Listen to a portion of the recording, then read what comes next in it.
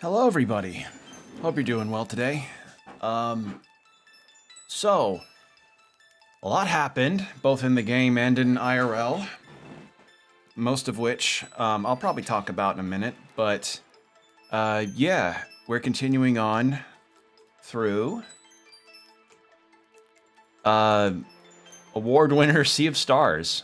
So, yeah. Hope you're all doing okay. Yeah, it's warmed up a bit, but I think we're gonna get another potential cold snap.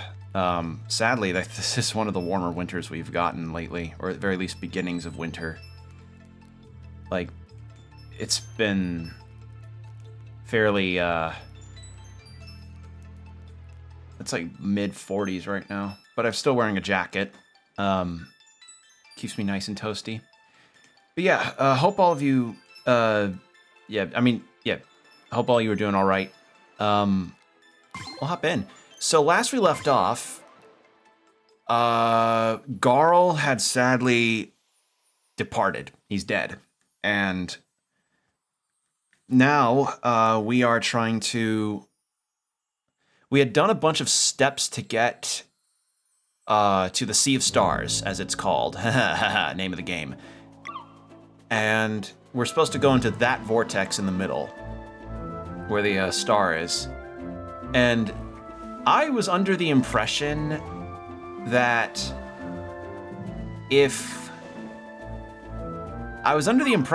unlocking the sleeper, like helping the sleeper wake up, was gonna help me get like an air traversal thing, but I guess that was not the case. All right then. So we also got the Lake Dockeria. Wait, really? I missed one there?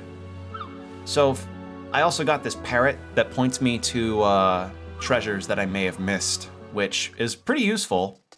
It will be useful in helping me get stuff. The question is, can I bring the parrot up in the, like, overworld traversal style? I hope I can, because that'd be really... Oh, no. Oh, dear. Oh, can I not?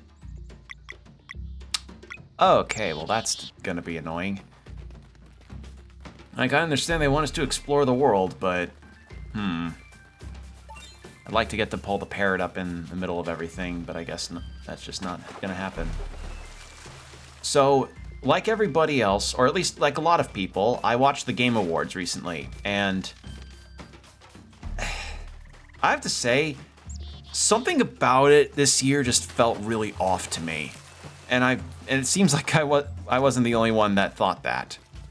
I do have a list of some of the games that got announced that intrigued me, because, you know, as much as I wish it was an actual awards show, some of the trailers did look pretty cool. It's just, I'd seen a lot of things on social media regarding the awards show itself and how it just completely swept a lot of the acceptances under the rug. And the word that I would use to probably describe it, like the feeling of it all as a whole, is disingenuous. That's the word that I would choose for this particular instance, because, I mean, you have this award show that's meant to celebrate gaming and all of the accomplishments of the development teams and everything, but they don't really address a whole lot of the stuff that had been going on in the industry as a whole. And then they spend so much, God, they swept so much shit just to get rooms for trailers and ads and Hideo Kojima. It was like trailers, ads, and celebrities and Hideo Kojima. It was like,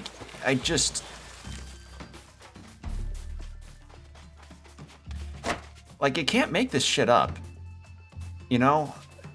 And the only thing that I hope for is just that enough criticisms gets laid bare to where they could potentially improve upon it, but when people are trying to give a speech of from the heart, genuinely, about what developing their award-winning game meant to them, and they just get sidelined after 30 seconds. What happened? Like, I remember multi-minute speeches that happened in prior Game Awards that felt really heartfelt, but I don't know. I don't know if the Chris Judge thing really scared Jeff that much, but like the Chris Judge 8-minute speech scared Jeff that much, but it's, I don't know. I'm just seeing all of this stuff come out about the teleprompters and stuff, and everything else revolving around it, and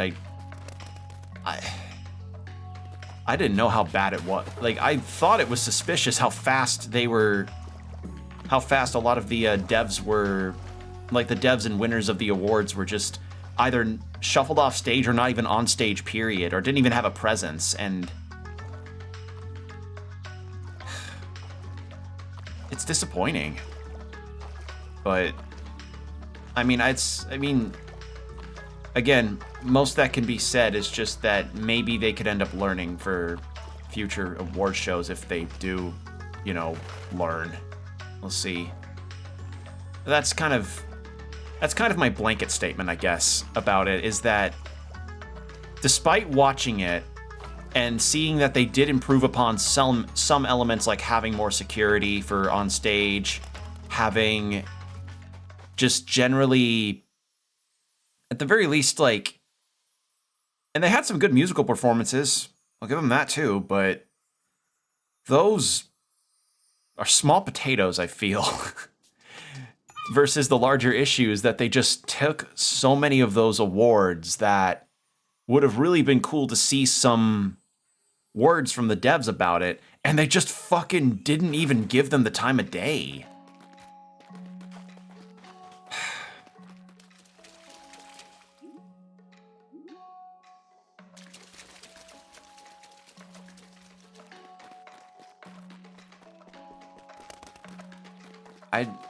That's really it, you know? Like, I'm silent because I'm disappointed, severely so, and a little frustrated because a lot of those devs had some good things to say, but the music played, you know? The music played them off, and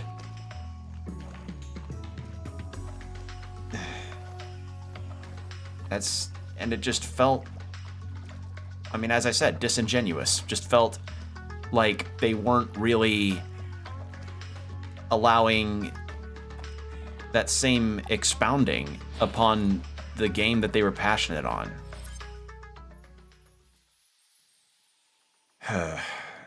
So I guess in the end, all I could really hope for is just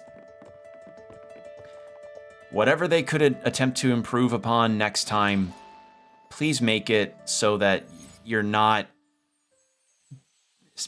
come up with some better median amount of minutes than just 30 seconds, you know? Because that shit, like 30 seconds to above, because it just sucks to see. As for the awards that were given out themselves, I mean, it was nice to see some of the games that got awards very much deserved them. I can wholeheartedly agree on a lot of the decisions made for some of them. Baldur's Gate predictably did get a lot of them, but it deserved it, frankly, because it was a passion project that was in early access for 3 years. That's like, it feels weird to know that it had been in early access for that long, and that much work had gone into it to try and get it to be the best that it can. And you know, it came out for the better, because I mean, shit, you look at, like, 3 years can be a long time in game development. I know that because Hades was in early access for like 2 or so years. How the fuck am I supposed to make it to that? I don't remember if I already had this or not.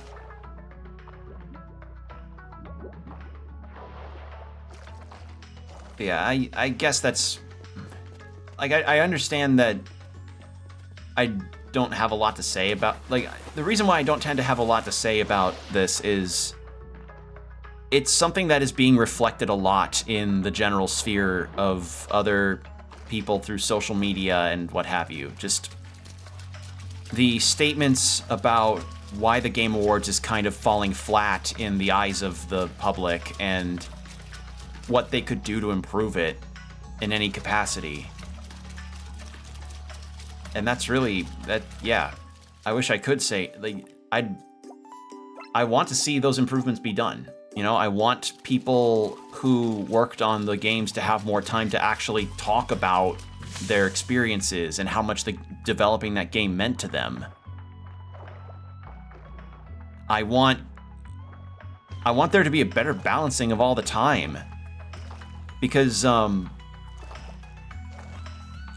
it just, again, felt like they were mostly rushing to the announcements, which I like. Game announcements and world premieres and everything, they're fine enough, but people are starting to call the Game Awards Winter E3, you know? And that's not good. That's not good. You don't want to have that again. So it just feels, as I said, disingenuous. It just feels disingenuous for something called the Game Awards to be brushing so many of its awards aside. Like it keeps shotgunning its awards out. So that's really it. I'm be better, I guess, is what I would say. Just try to be a better. I'm wandering around because there's supposed to be a rainbow conch somewhere around here, and I'm not seeing it unless it's past Lake Godokari. Let's give that a look. But yeah, I'm in the end, that's really all that can be said, is that I was disappointed with how the awards show went out, and I saw a lot of the footage that people had taken on their phones on Twitter to show the teleprompter, to show all of that and what was wrong. And I agree, it was wrong. And it sucks. And it feels scummy. Like every time they played the get off stage music, I just felt this fucking pit in my stomach. Like the pit in your stomach embarrassment from like being a student presenting in front of a whole class, you know? Like I felt that. Because it just felt like being rushed. And they should not have been rushed. So, not to mention there were also some people who would have liked to have heard about what changes could have been made for or not changes, but some statements regarding the current state of the industry and how all the layoffs had happened. And I agree wholeheartedly, because a lot of good games have come out this year, but it's been a terrible year for people who have worked on a lot of these great games, but had gotten laid off for one reason or another. And it sucks. It really honestly sucks. So, but in the end, all I can really say is just, I hope against all hope that maybe they could hear these criticisms from people and improve upon themselves, because that's all they can really do to actually legitimize themselves a little better. So, yeah. In any case, other things that have been going on for me lately, I've been keeping tabs on various kinds of announcements, and I've been doing schoolwork, mostly. I've been doing a lot of schoolwork, because it is the end of or it's close. Yeah, it's the end. It's roughly the end of the semester for me, so I'm gonna be excited about that. That's been my situation. My apologies if you hear my dogs upstairs. They're chasing each other around, and playing.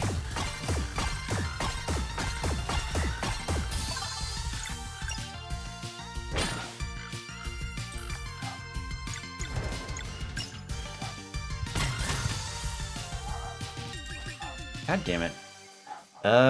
Give me a second. I'm gonna go see what Finn's barking at. I'll be right back.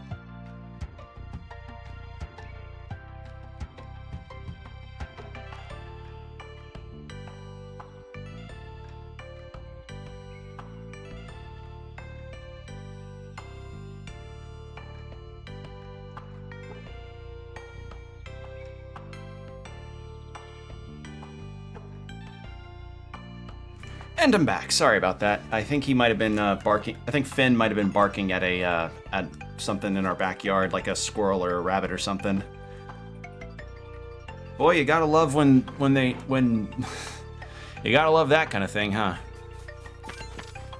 I just wanted to check to see what he was burping at. Okay, so what did this go up to?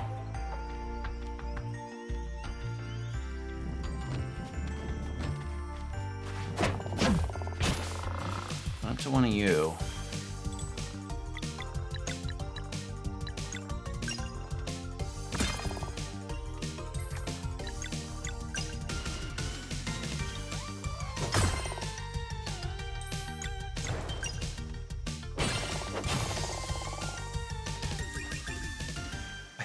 Okay, that's a chest I already got.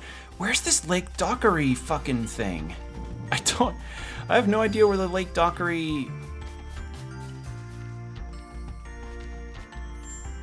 Man, I really wish I could bring the parrot up in my in a pause menu. I already got that.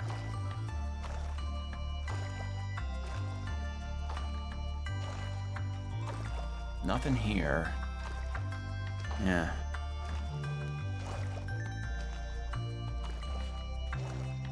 And you know, another thing that I had seen regarding the awards, and as far as who won and like what games had won and who won X thing or Y thing with like best performance and best music and all that. My opinion on that matter is this: for the games that won, you know, good for them, good. Getting those awards is nice. And when it comes to the nominees that didn't win, not winning an award does not invalidate or erase a piece of media's existence or qualities, no matter what.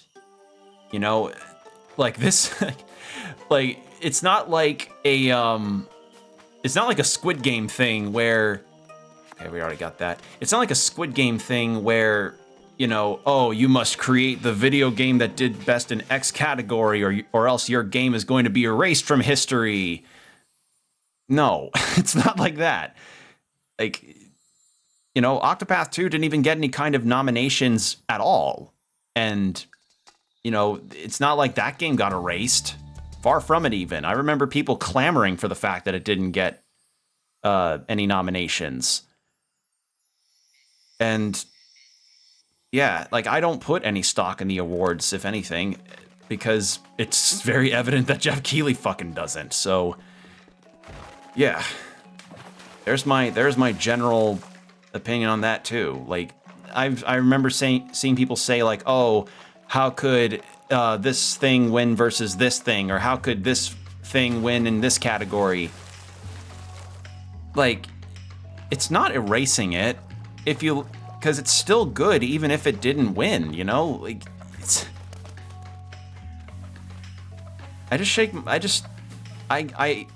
I can understand people being a bit frustrated that the thing they like didn't win. But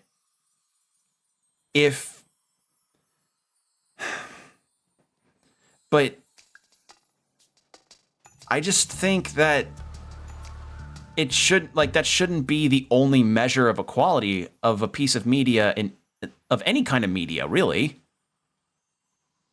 Like, back in the day, Beauty and the Beast was nominated for Best Picture as, like, I think it was, like, the first animated movie that got that kind of accolade. And I don't think it won. Did it win? Give me a second.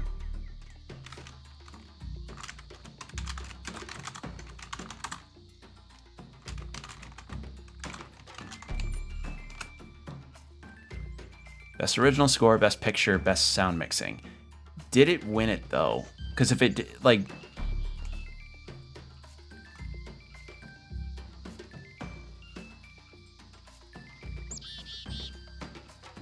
I mean, obviously, I'm saying Game Awards and Oscars and stuff, which, you know, again, nobody really takes seriously, but... Okay, won best original song. But yeah, I mean, just... My point is this. If a piece of media that's good enough to get that kind of accolade still didn't win, it still exists. It's not saying it's any lesser. I doubt anyone will ever say it's any lesser. It just means that it didn't win this arbitrary award that for some reason feels like it's so goddamn important. When in reality it's not. It's like, it's not that important. It's nice for the sake of, like, hey, we won this thing and we're proud of our work. Cool. But it shouldn't be the thing that informs a piece of media's quality as a whole, because it's a bit reductive, I feel. Like, it's not a good mindset, I think. I have to head back to the ship because that's my only way of checking where the goddamn conches are is in the ship. You know, they recently rolled out an update that fixed a few things in this game, and added a few things too. But if there's any improvement that I would want them to add is in this menu, in the items or something, like in the key. Hold on. Can I check the? Nope. If I could check the parrot in the key items menu to see where a conch shell is specifically, that would really be nice. Inlet, treasure left, Sacred Grove. Lake Dockeria. In Sacred Grove, okay. Wait, Lake Dockeria and Sacred Grove? Both? And I'm doing this because this is apparently how you're supposed to get the best ending, which is like, I mentioned it before, but that's really dumb. It'd be like the equivalent of if in Dragon Quest XII you could only get the best ending by collecting all the mini-medal rewards. God, that would be obnoxious considering how many mini-medals you can get in just one entry. That would be a fucking time. I tell you what. I'll tell you what, Bobby. You gotta get all the mini-medals in order to get the best weapons. Do I need them to beat the game, Dad? And get the best ending? Well, you don't need them to get the best ending, but it's nice to see the Platinum Trophy reward.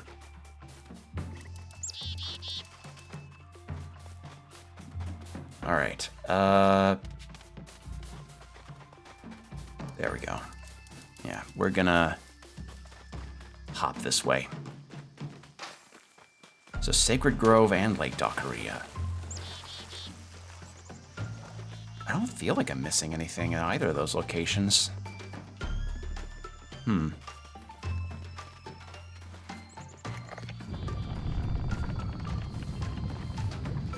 mean, the positive thing about at least backtracking this way is that the areas are small. So it's not that big of a deal to keep going back through everything, but it's just, I'd like to know. I kind of wish I had a Pokemon dowsing rod kind of thing where it pointed me in the direction when I'm in the location, but I don't know, maybe in a future update or something, but I'm not gonna post any hopes about that.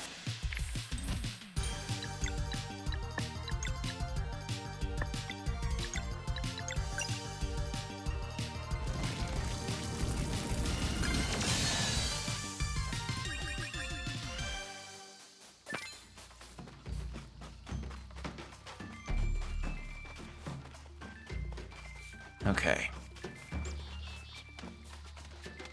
I don't know, maybe I'll get... How embarrassing would it be if I got air travel in Sea of in the Sea of Stars? Like, not Sea of Stars, the game. I don't know if they do or not, but... Like, if I'm allowed to use the ship to fly through the sky, literally through the plot progression. And I will go through the plot progression. I want to do this, at least, so I can see if I earn any rewards closer to where I'm supposed to redeem them. And I think the other thing that I wish is that there'd be another redeeming spot, like to trade in the conch shells. Lake Dockeria. And Sacred Grove. I mean, Lake Dockeria is not the island, so...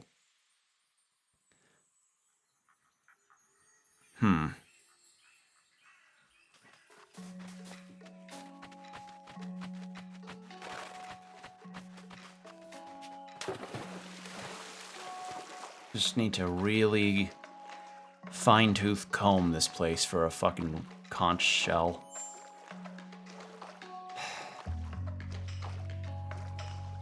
Just wish I could pull up the map and pull up the parrot. Unless there's a... Oh. Never mind. In Sacred Grove. So, wait. There's not a conch here? Alright, well I was wrong, so I can bring up the parrot like this. In Lake Okay, so no. Where is this thing, then?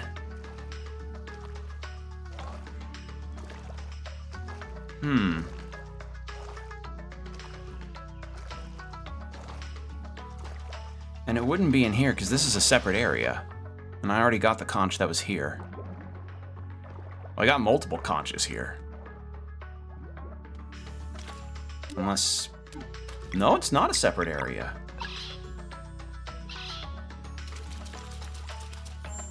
Oh. Maybe there is one I missed here.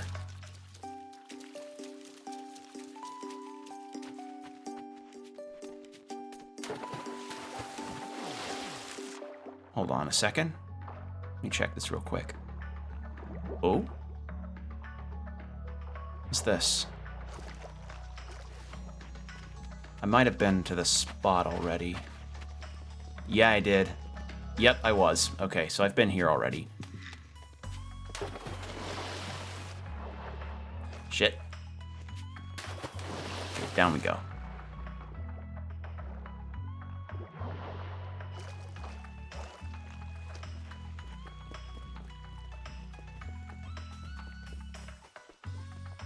North of here is the dreadful mountain Nostromo's Peak. Nope, nothing about that.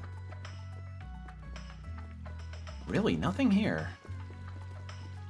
Just an NPC?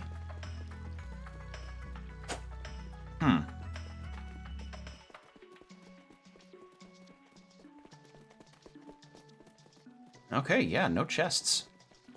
Really odd. Nothing hidden.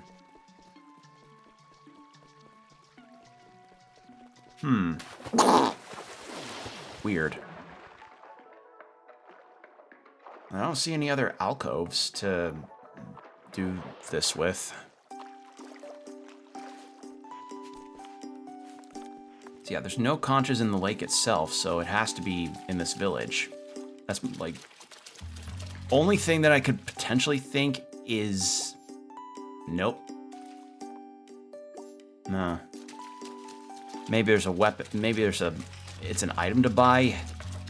Kind of like the gold balls in Like a Dragon, but... Guess not. Unless there's a chest that got hidden cleverly and I just didn't spot it.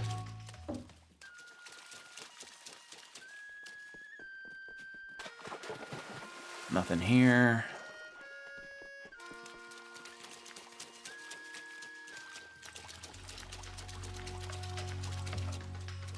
And I already got the one that was here. So where is that last one then? Is it in the Sears hut? Or in the Sears house? Not hut, house. Let me see.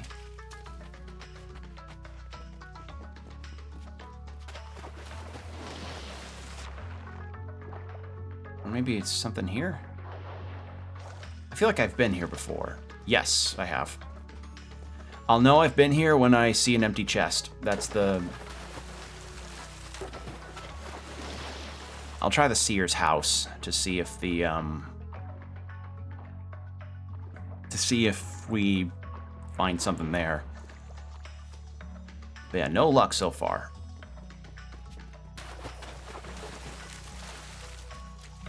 And I already turned in the ones that I've got.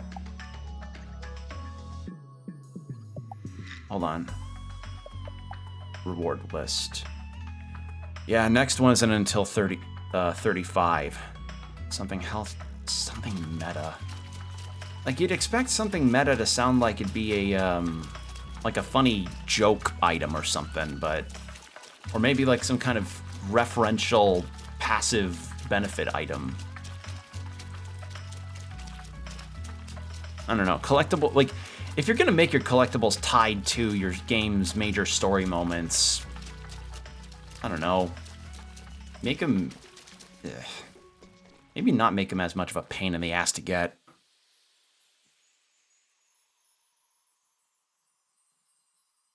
No, because this just, no, this takes us to a different place completely. Yeah.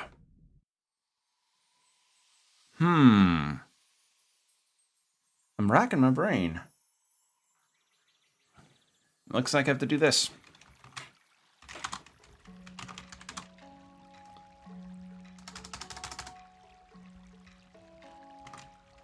Lake Dockeria. Conches.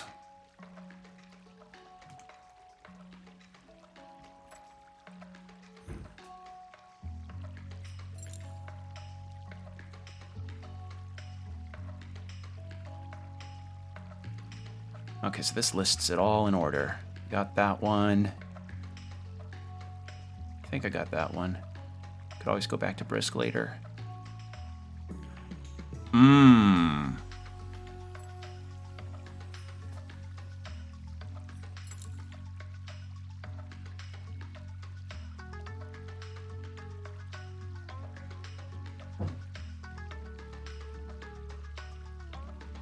Oh boy.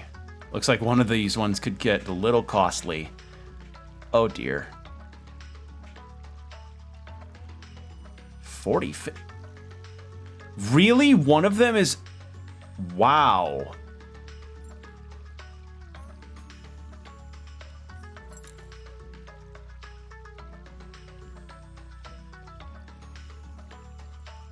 Looks like I might have to revisit Brisk. Holy shit. There was one under the fucking... Oh, wow, I have to go... I could have to be going around to a lot of... Holy shit, there might have been a few that I actually missed.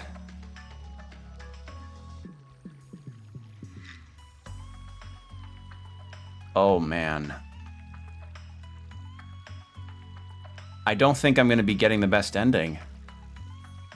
Like, judging by where all of these things are, oh man, I don't think I'm gonna get the best ending. Yeah. Well, nice to know that's the conclusion that I'm drawing out of this, is that some of these are in areas that I don't know how to access right now, if at all. So I think executive decision being drawn right now is I'm not going to be going after all of the conches, which means I'm not going to get the best ending, but I guess what can you do? I think that's kind of the general consensus that I've heard regarding this game's story, is just that your true ending is locked behind collecting something like that.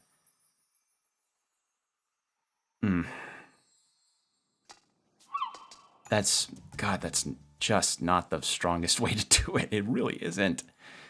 Oh well. I mean, I still enjoy this game for everything else that it does really well. it's just aspects of the story, and now that I know what I know regarding getting the true ending, I don't know, just feels weird, I guess. Can I go back to... No, I can't. Well, in any case, is there anything else that I can figure out?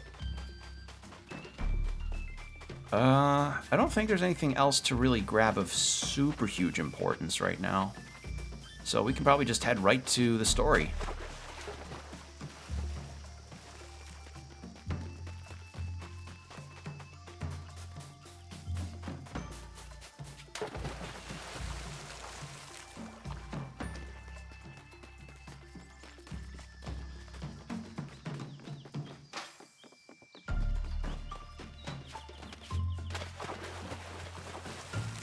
There we go.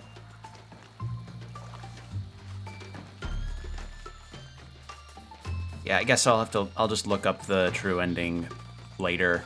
Like, I understand that's not... I understand that's very much, like, not completionist of me, but... A lot of those look like they'd be kind of a pain in the ass to go collect, and I could do it off stream. But... I don't know. I just don't think it'd be worth it. Because there are some things that I am willing to do off stream for the sake of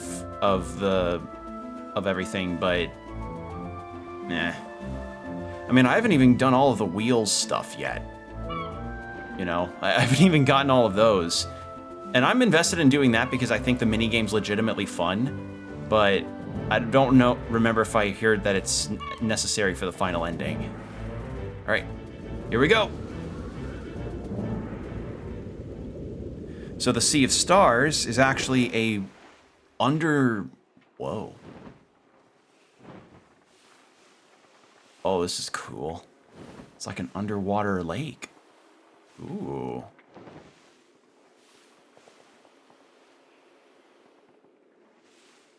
Cool. Trek to the center of the world.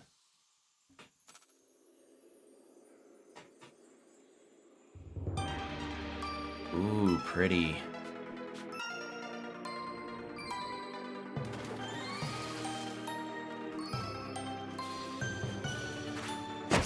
Ooh, what is... Oh! Oh, cool, they're like ethereal. Nice. I like that.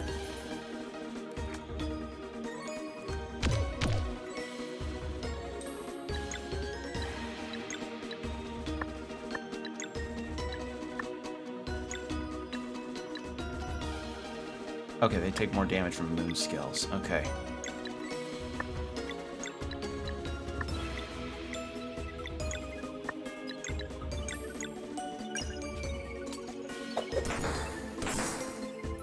Five damage? Hold on. Must have high defenses. Ah, I see. How about this then?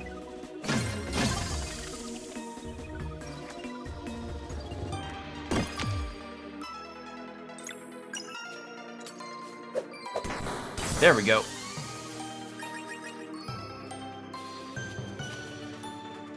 All right.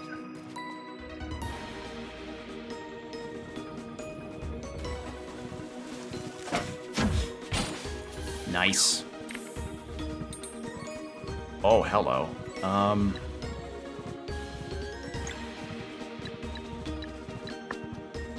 about we swap you two and then do this?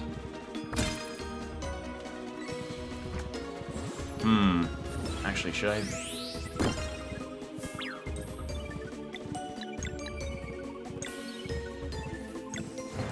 And then we do this. Haha! And then pop, pop. There we go. And immediately again. Okay, how about...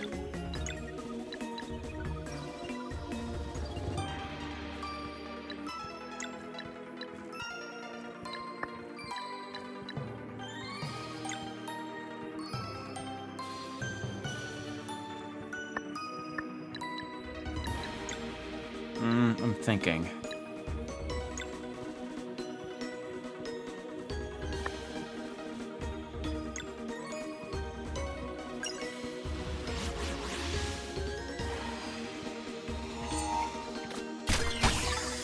Ah, that works.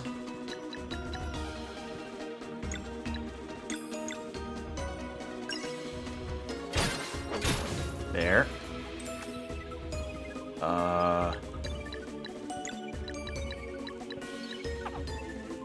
Shit. How about... Are you almost dead? No, you're not even close.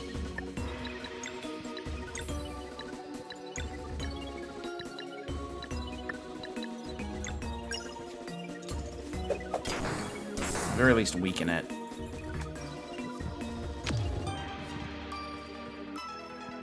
Oh, oh, okay, so that's why I need to destroy that one quickly. Good to know.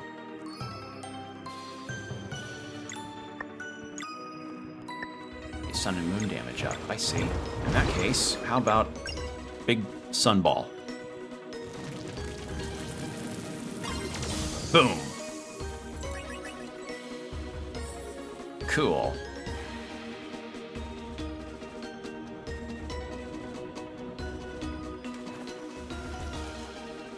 So they're like all ethereal versions of the different monsters we've been fighting. That's cool. Neato.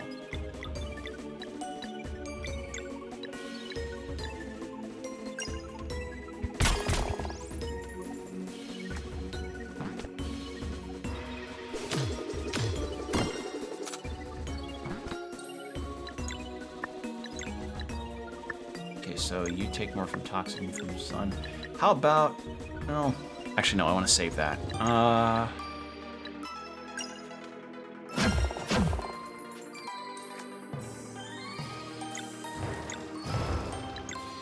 We'll do a dash strike. That'll work.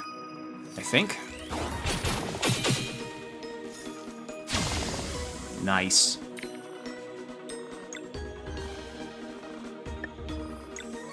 And then this'll end it. There we go. Lot of experience gaining. I might get another level up. That would be really nice.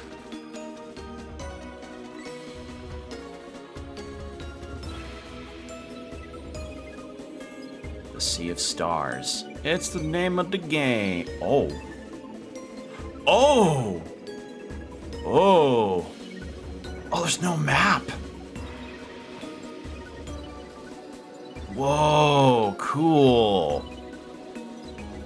Oh, this is nice. This is really interesting. Oh, there's a light.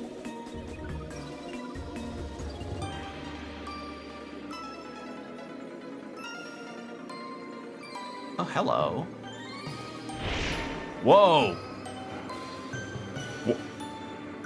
Warp drive, engage.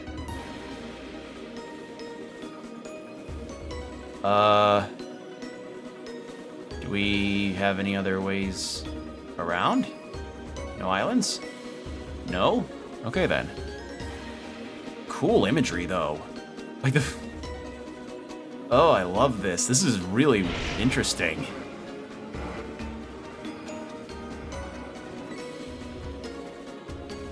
And then this way. Like finding boost pads in Mario. Or in Mario Kart, rather. Whoa! Oh! Cool!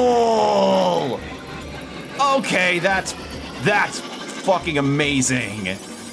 Okay, I like that a lot. Oh, that's true. Okay. Yeah, that was clean.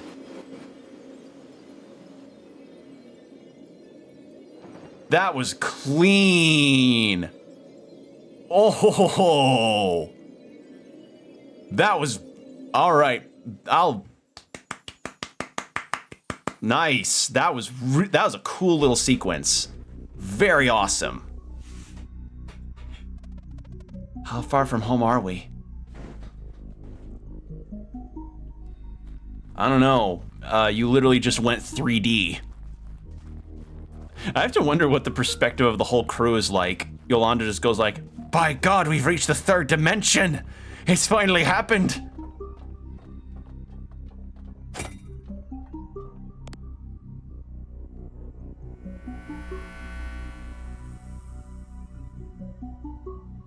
Oh, intruder alert.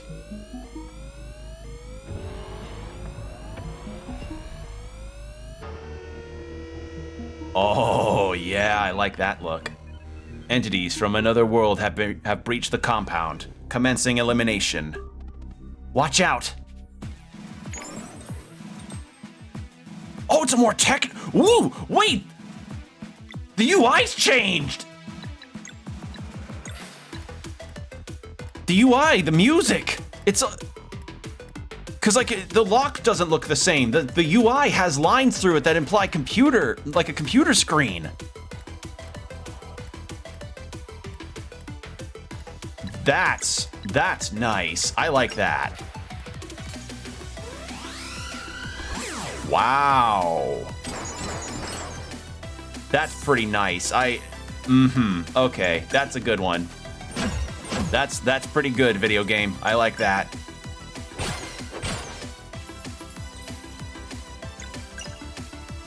Get some little globs out. Oh, I blocked. Okay, cool. Let's get some of your MP back.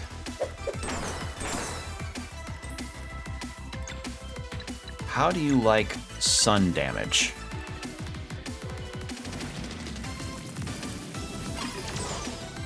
Oh, you take that pretty hard. Looks like I gotta do another one of these.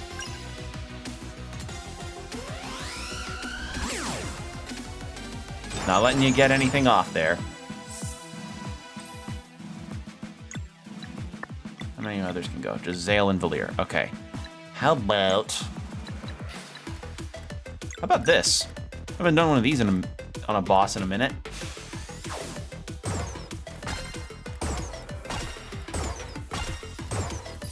Oops. I went a little early on that one.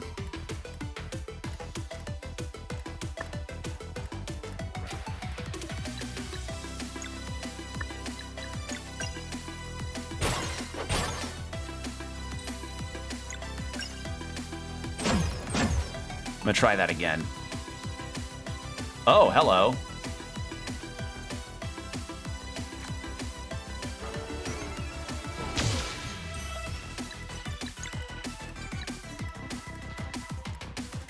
Laze it.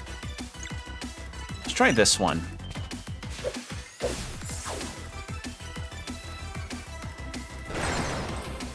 Okay, that's okay damage. How about Dash Strike?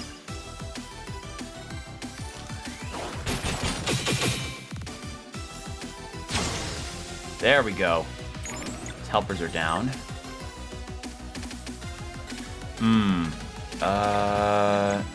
Swap out, disorient. There we go. And then do this. And then Zale. There we go. Again. Rashawn?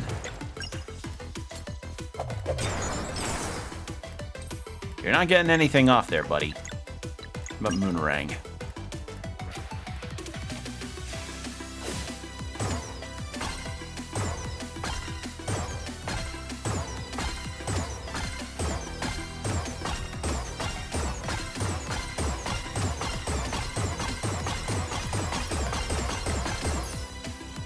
Okay, now it's pretty damaged.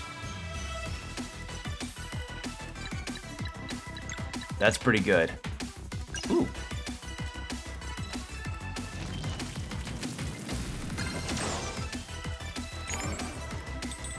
All right, I've got an idea for this. Great Eagle.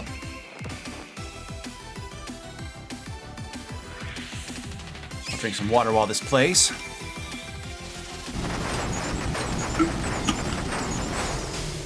There we go. Big hit did it.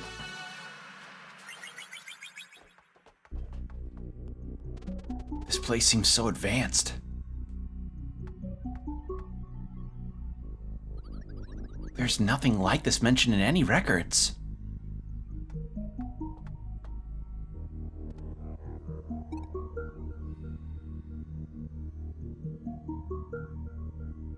Oh.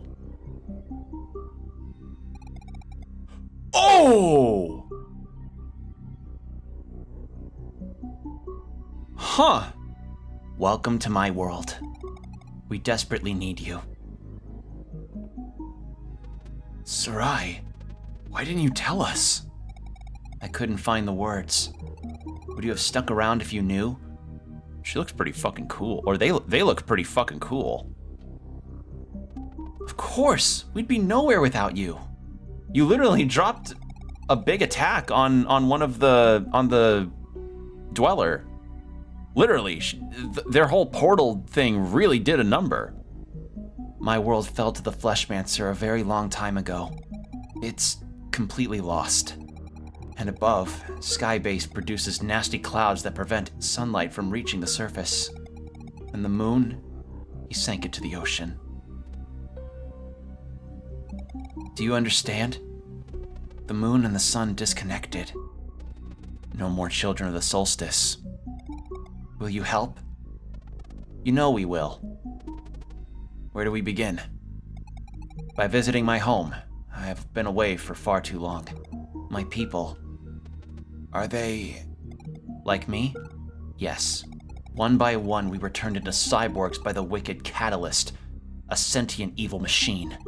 Cursed by immortality in this form, my people linger helplessly while the Dweller of Dread slowly feeds on their souls. Sarai, I'm so sorry. You can help. This is exactly why I left. To find Solstice warriors. To find you. If we can remove the clouds, the moon will shine again. And the Dweller of Dread would be made vulnerable. We will cleanse your world, I swear it. And I swear it too. Thank you. Getting to Skybase won't be easy, but a lead might have been found while I was away. Let's make for Repine, my hometown. I want to show you what we are fighting for. Or fighting here. What about the Fleshmancer? His lair lies on a flying piece of land. I have absolutely no idea how to get there. Okay, first things first. Let's visit your place. Repine is on the Cerulean Island east of the exit from here. The derelict factory might pose a challenge, but I suppose we've been through worse. Alright, lead the way. Oh, and they don't put the mask back on. So now, yeah, no reason to keep it hidden. So Cyborg Ninja Pirate. Well then. Just the full trifecta. Hey Combo, how are you doing? Hope you're doing well tonight. Sarai, as it turns out, I wonder if their sprite changed in the, Sarai's a cyborg, due to their world, getting taken over and their people all been forcibly changed to cyborgs. Doing good? Glad to hear it. I've been doing okay myself. Glad to hear you're doing well, buddy. Talked a little bit about the Game Awards. I actually... You know what? I said earlier that I have a list of the games that did intrigue me as far as the announced ones were. And I've got them up right now, so I'll let you know what they are. So new game from the Dead Cells devs, Windblown. That looks pretty fucking cool. Another one, which I've been curious about for a while because, you know, despite me being critical of Atlus's decisions regarding writing and stuff in the past, I still enjoy their games a lot. Metaphor ReFantasio looks pretty fun. It looks like an interesting fantasy game. No Rest for the Wicked, which is from the Ori game devs, I believe. That looks pretty interesting. Visually very striking, and it just looked like a really fun isometric hack and slash. Visions of Mana, I've never played a Mana game in my life. I've seen gameplay of Trials of Mana, mostly because people like to chuckle at how Charlotte, one of the playable characters, is portrayed in her voice acting, where she goes like, "Twiles of mana," like that. I've seen those. But Visions of Mana actually looks pretty interesting. Like, I was seeing the trailer and I saw the way that the character designs, and was like, is that another Mana game? Because it looked a lot like Trials of Mana in terms of the look. And yeah, it was. So, new Mana game, looked interesting, and I kept that up. Tales of Kinzaru Zao. So, I was really appreciating despite my criticisms, like, I'm still very critical of how the Game Awards had done its business regarding the speeches of the winners and the time allotted to trailers versus the time allotted to people's acceptances of their awards. I will say this is one of the game announcements that legitimately got me. Because the guy that was on stage announcing the Tales of Kinzaru game was somebody who is working on it and voicing in it, and essentially said that he wanted to dedicate the work that he's doing on this game to his dad, who introduced him to video games, mentioning Kingdom Hearts and Golden Sun. That man, when he mentioned Golden Sun, fucking based. That's like a 1 in a billion fucking chance for somebody to mention Golden Sun of all things. I've only played Dark Dawn, but I really enjoyed it. And the fact that a Golden Sun mention happened in 2023 really shocked me. I was like, oh man, that legit tripped me up. That made me take a second to be like, oh wow, that rare Golden Sun mention. All right. And on top of that, it looked like a legitimately fun action platformer. So I noted that down because it looks really cool too. So yeah, it had a lot that looked really nice. Speaking of looking nice, I also liked the first Berserker Kenzan, I think was what it went by fast. I couldn't get it written down in time before the next segment came up, but it had a very interesting 3D art style and brutal hack and slash gameplay. That's what I saw as far as the trailer, and it looked really neat. It looked like it would have some tough boss fights and just a real gritty kind of action romp, and that looks like it'd be my jam. But speaking of stuff that would be my jam that I never expected in a million years, so y'all may remember that I streamed Prey 2017 a while ago, and I enjoyed that, and Arcane Studios apparently has a good track record from the Dishonored games as well. They're making a Blade game, like Marvel Blade, which I've only really seen the first movie, but I get the very strong impression that Blade could be a really fun action game, and I like the character, and I think that could be really fun. And I liked the trailer and everything. It was nice. That was a really cool announcement. And plus, it's Arcane Studios. I trust them to at least put out something that's really good. And then the final one that I have on my list is Monster Hunter Wilds, which... So my history with Monster Hunter is very much like only Monster Hunter World. Like, I've known of the Monster Hunter games prior to World, and I'd seen some gameplay and thought it looked fun, but up until World, I was not super interested because it seemed like to get to your boss fights, you had to do a lot of stopping around on stuff, which I'm okay with to an extent, but Monster Hunter's particular way of it is like, it felt like it could have used a bit of speeding up. And they did that in World, and that's why I liked it a lot.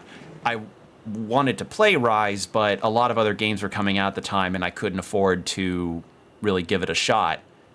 But Wilds, that could be something really interesting. Like, fun thing about that trailer, though, at first I initially thought Okay, so no more... Wait. Oh, Kukar the Unyielding. Ooh, new story. Before I read this, though, I thought it was going to be Elder Scrolls 6. I genuinely thought, because we saw Todd Howard in the crowd, and I thought, oh, are we going to get an Elder Scrolls 6 thing? That'd be something, you know? But no, it wasn't. But I am pleasantly surprised about Monster Hunter Wilds, and I will definitely keep my ear to the ground for that. And to think also, during that announcement, it was like Capcom's 40th anniversary, which blows my fucking mind. 40 years that they've been going, and they're going strong. Actually, wait. There was one other one that I forgot to note down. It was the Sega announcement where they were announcing, they kind of rapid fire announced a bunch of games that they were going to be making new ones of, like Jet Set Radio's getting something new, Shinobi's getting something new, Golden Axe is getting something new. Not in a million years would I expect anything new out of Golden Axe. Streets of Rage. Was there a fifth one? There's Jet Set, Golden Axe, Streets of Rage.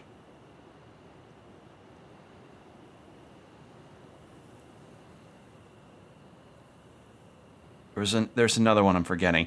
Point is, they're apparently going to be doing a lot more franchise revivals.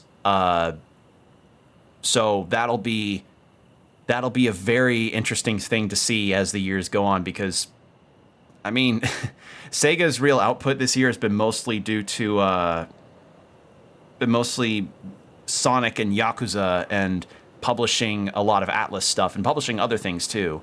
So seeing them finally get more games out there is pretty nice. And I imagine a lot of fans will also be...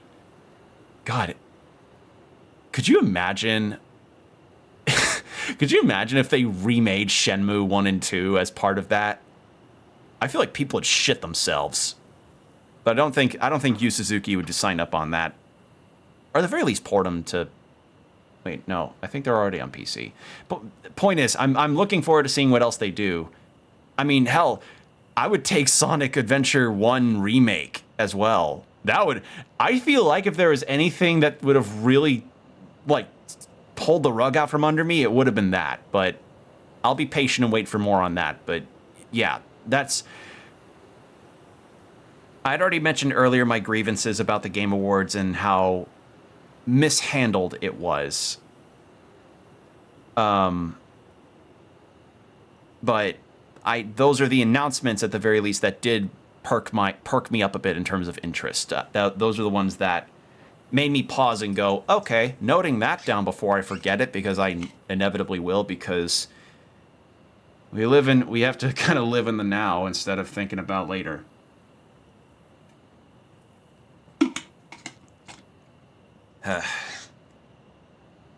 We did talk about revivals once. Yeah, I'm just glad they're at least like, I know Jordan, the guy that I co-host with Jordan on Open Couch Gaming, and you know, we're playing Bomb Rush Cyberpunk. He's a major fan of Jet Set Radio, so I imagine he might have dropped his phone in surprise when he hears about Jet Set Radio getting something new to it. Well, he already knew there was something new, but the fact that we got a clip of it, you know? So that was a neat announcement. Just quick announcements. It was leaked. Yeah, it was leaked. That's right.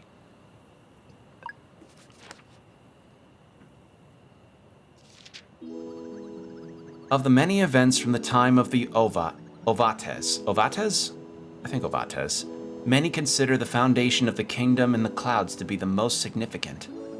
It was back in the early days when the world was still being shaped. Once they had completed the islands, they started working on the travel golems. The Ovates, it'd be T's if it was two E's, Ovates, first built Yeet and Zatol, and rejoiced at the ease with which they could activate. The Ovates first built Yeet and Zatol, and rejoiced at the ease with which they could activate them using power words. But for Mesa Island, something more was needed. A sentient golem, one that would not simply obey commands but carry purpose. The reason was that this specific island was at sea level, but as the Ovates had seen in their dreams, it needed to be propped up way higher. Indeed, in the future, there would be a great flood, and for this world to survive, Mesa Island would have to remain above water. Although that future was a very distant one, the Ovates... I'm not even remembering what I'm saying. The Ovates remained as selfless as ever in their dedication to harmony and balance.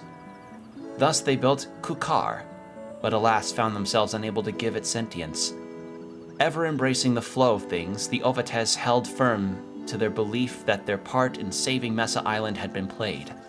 They moved on to completing the vision they had seen in a shared dream, and from the essence of the very clouds conjured the sky giants. There would come a time when the Ovates would go extinct, and it would fall to the sky giants to keep watch. They would be tasked with establishing a council in the clouds to oversee 3 very important things. First of which was to keep watch over the elements. While the flood was unavoidable, maintaining balance would remain a challenge unless new Ovates arose.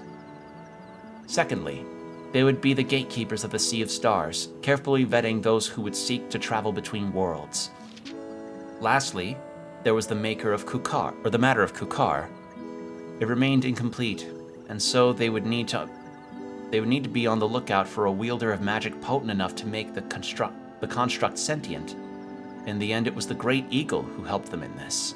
Nowadays, few are aware of Kukar's purpose, most believing it to be nothing more than an impressive feat of masonry. And even from a prophetic standpoint, there is no real way to know whether it will withstand the coming flood. But until then, Kukar's role would remain a passive one. Holding on with an ever-firm grip, it would stand tall, inspiring mortals as a testament to stoicism and true dedication. One need only lay eyes upon the construct once to understand where it got its title, Kukar, the Unyielding. The end. Okay, so that was a story about the golem that is under that island we were at, the clockwork one. Sarai's village is to the east of this world, on an island with blue sand. Thank you for your help. I'm eager to visit my home and show you what we are up against. So yeah, this is Sarai's true face. Pretty cool looking, if I'm being honest. What happened to Sarai? It's terrible. Alright.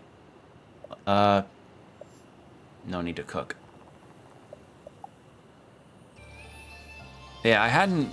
Anything else I'd done, I did finally watch the first 3 episodes, first 3 episodes that were released of Invincible Season 2. And I really liked it. I can say for certain that it is a nicely... That it did nice in terms of adapting aspects of the comic while also kind of adding in elements of its own thing. Or at the very least rearranging some elements, which was cool. As I said, it's interesting to see in adaptations what gets changed or moved around or altered to some extent. What's there, what was in the source material versus what's in the show. And I look forward to seeing what more of the episodes will do next year, because, unlike... I'm willing to wait to see what it's like, because I enjoy the show. And genuinely good performances across the board from the cast. They did such a good job. And the animation was actually pretty nice too. So yeah, I enjoyed it, and I hope to see more of it. The Mauler twins are my favorite. They're pretty good. I like the Mauler twins too. They're fun. Like, they just have a fun dynamic between each other, and I love their little rapport they had with that guard that was feeding them, that they were on first name basis with him, and he's understandably pissed because when they tried to break out of prison, they did give him a concussion. So it's like, I understand Pete being a bit mad. So that was fun. That was fun. And as I said, I am also recognizing parts of the original story in the show. So that's also pretty cool. Is since I've read through the first compendium of the compendium trilogy of Invincible, I'm recognizing story beats, which is really nice. So yeah, cool stuff. I enjoyed these first 3 episodes, and I'm looking forward to more of them. It's locked, but it looks like the roof is accessible. Okay, so we gotta head up.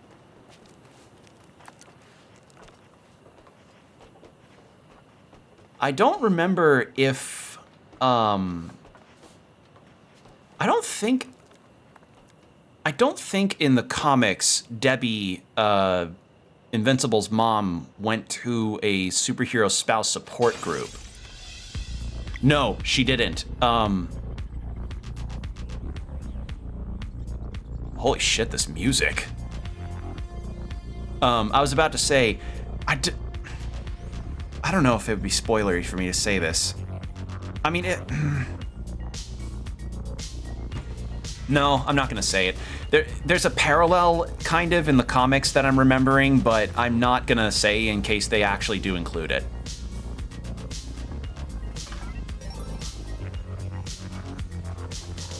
Alongside music, I think I may start collecting manga as another hobby, only reading through them first instead of getting in bulk.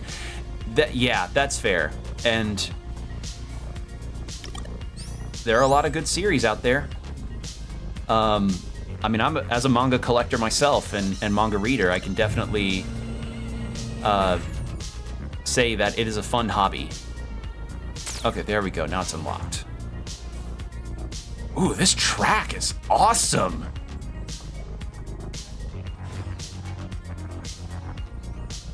Ooh.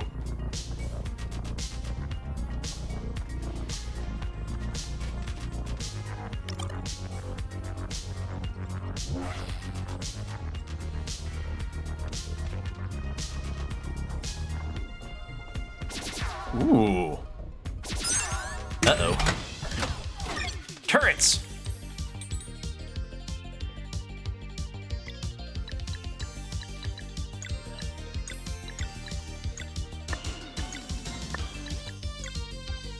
Oh, even the regular battle music's different.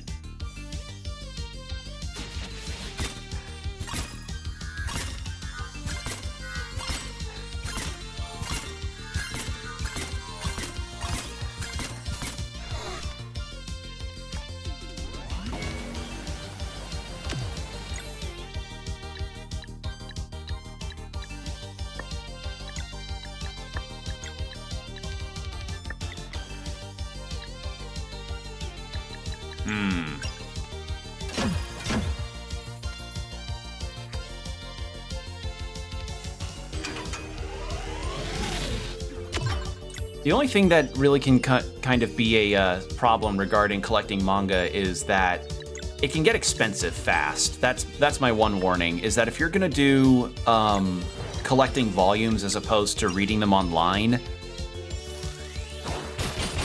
it can get expensive very quickly to do that. So I guess that's my big warning, because anytime I ever buy a Vinland Saga volume, the average Vinland Saga book, and you know, I'm willing to pay the price because I'm a fan, but let me check real quick on what the price of that is. Because like the average manga volume can cost anywhere from like $10 to $20, which is a lot. You know, it's a lot of money for a book that you can blow through in a few hours, especially if you're a quick reader like me. It's like if you blast through one page, congratulations, you literally just got through $20 super fast. So in a way, it's more economical to just, you know, read it online through apps and stuff like Bookwalker or Viz Media if you can afford to use those. So there's that. But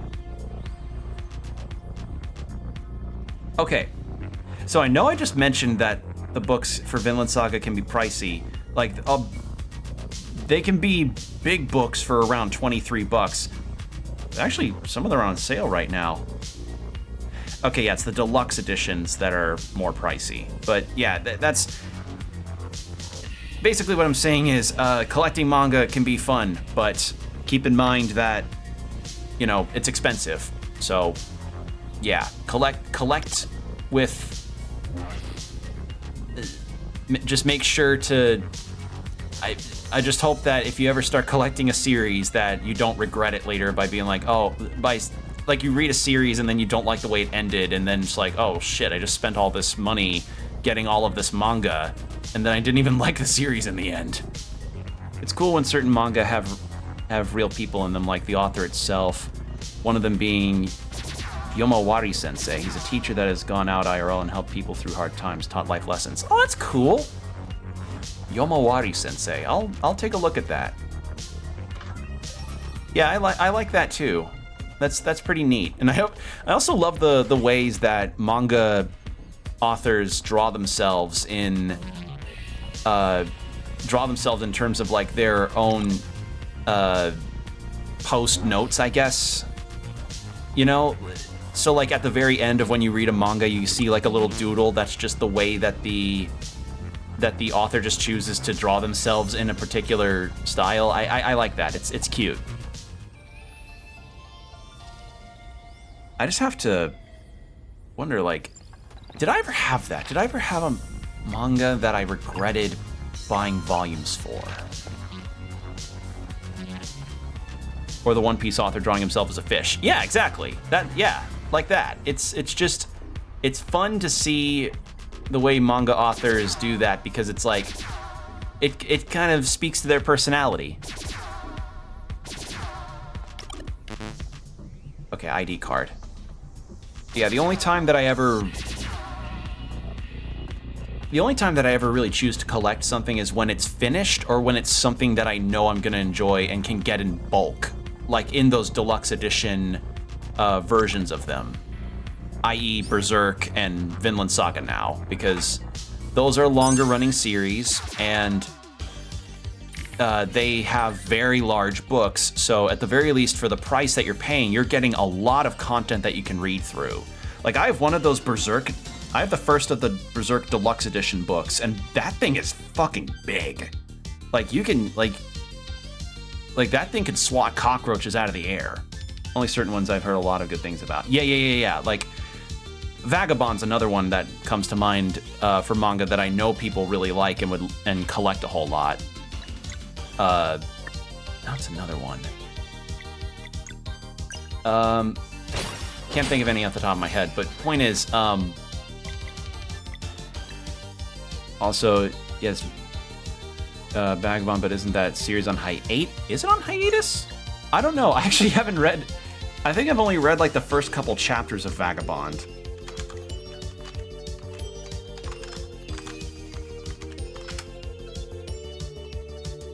Okay, yeah. Yeah, it is on hiatus. It is on hiatus due to the mangaka's health problems, which is a very common thing in the industry, unfortunately. We see that with Yoshihiro Togashi. I think that was a thing. I don't remember any. I think there was a manga that got canceled recently because of the author's health. And I think, correct me if I'm wrong, and do this on YouTube too. Correct me if I'm wrong, but I think I remember the Magi author having to stop, or at the very least stop Magi early because she was having a baby, right? I might be misremembering, but I remember something with Magi involving it having to stop early, or it got canceled, or something along those lines. But yeah, I mean, if anything, a hiatus could mean that you also could potentially get into the series and catch up, which a lot of people can do. You know, I mean, that's what happened with Invincible. During the time before season 2 came up, people could have read the comic series in full multiple times. So that's something as well.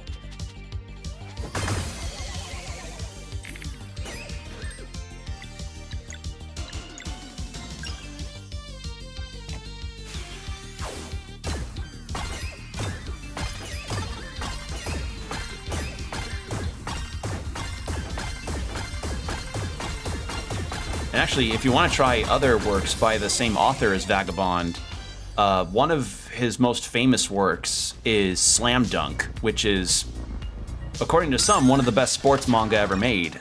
And then there's also Real, which is not as known as Slam Dunk, but still pretty cool from what I hear. Both of which center more on sports. 20th Century Boys is another I'm interested in. Yeah. I remember you telling me that.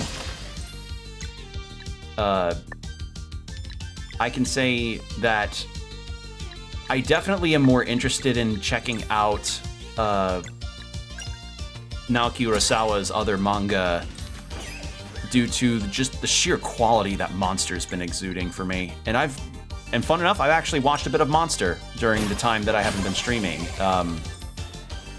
I took some time to watch that, and, you know, surprise, surprise, I'm loving it. It's great. I'm about halfway through the show now, and I got to the part, spoilers, you know, when I talk about Monster, I'm going to talk about where I'm at in the series, so spoilers. I'm at the point where Johan does the thing, where Johan unhatches his plan in the Munich library, and Tenma tracks him down, and Nina tracks him down, and you know, he decides to apparently change course, in the words of one of the characters and himself. He's like, oh, I had this plan in mind, but I changed my mind. And apparently one of the reasons why is because there's this scene that happens where he reads this picture book from the Czech Republic, and it apparently it got to him. So he must have seen that and thought, you know what? I'm changing course with my plans on this. So yeah, good stuff. Very good stuff from Monster. I really enjoy it.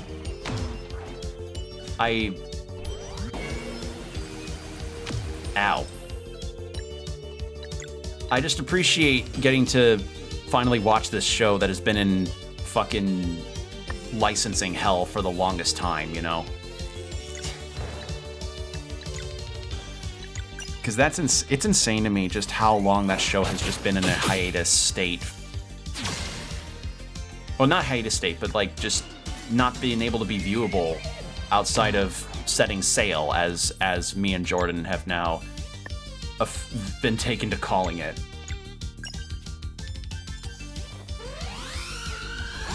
So, yeah. Aside from Monster and Invincible, I haven't really been watching a whole lot of other stuff. I've mostly been busy with my schoolwork, which, you know, shocker, shocker, it's schoolwork. It's not very interesting.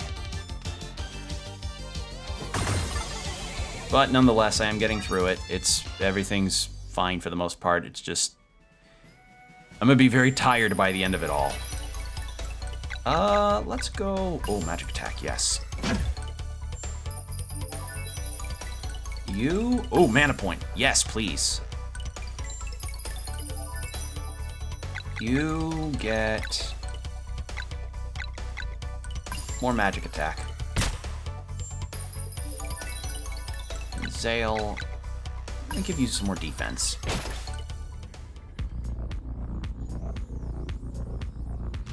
Yeah, it's once more opponent's blueprint disc, 1 Kyber or 1 power unit. Okay, ID card found. God, this track's so good. I like it.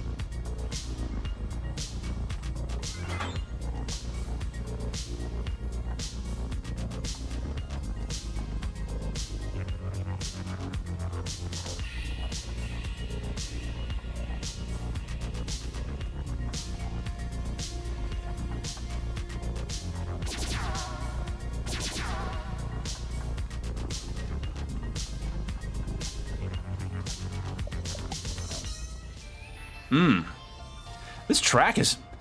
God, this OST's nice. It's got good stuff. Okay, no. Wrong thing. It was this I needed.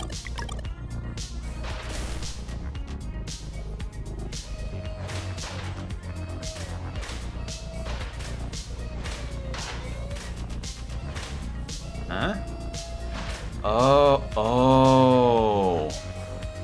I see. Ah, that's how it works. Well, that's interesting. I was very confused for a second. I'm like, what?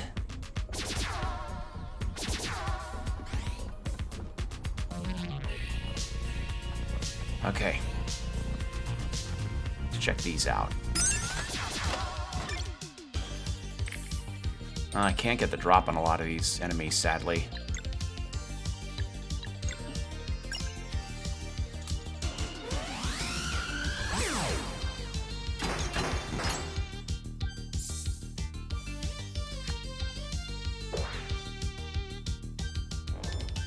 Oh, that's not good.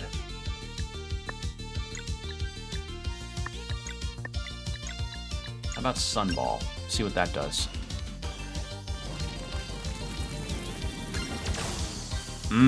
I see. Too early.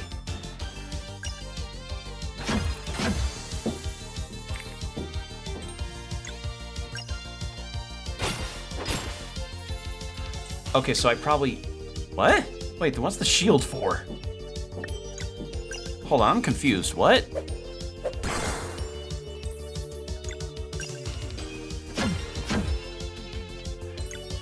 Oh, okay, so no, I was right. Alright, so I'm doing damage to the shield itself. Yep, okay, so that's how that works. God, I need to time that out. I'm not a fan of these flickering lights. They're kind of making my eyes not feel good. Please insert wire plate sheet. Ah.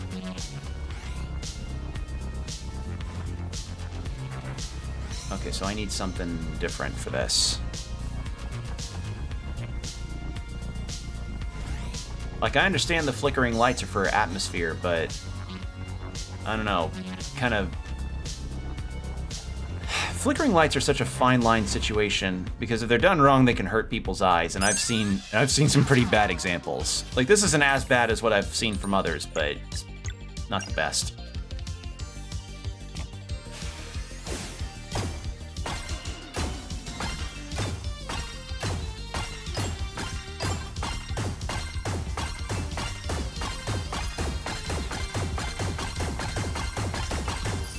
There we go.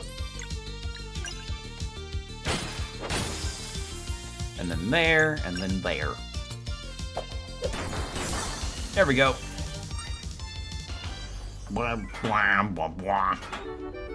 Blueprint disc. Sashimi. And gold. And not a lot else.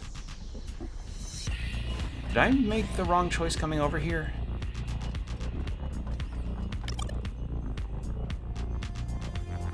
Nope. Okay, so blueprint disc. How am I supposed to...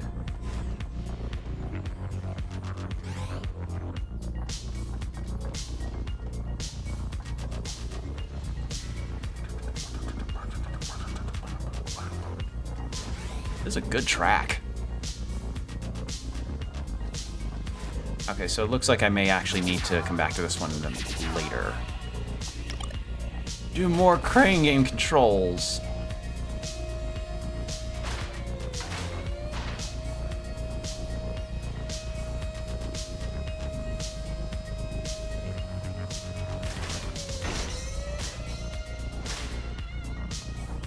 There we go.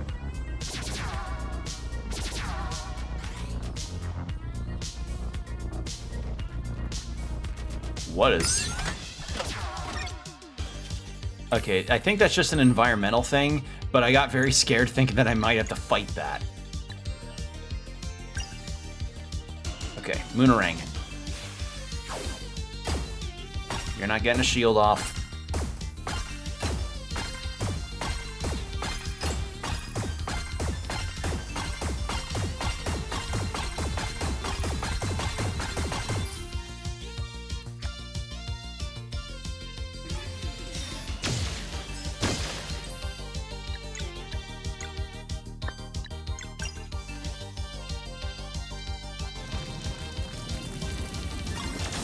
There we go. Big damage. Good stuff. Okay, so I think I might be blasting that wall open.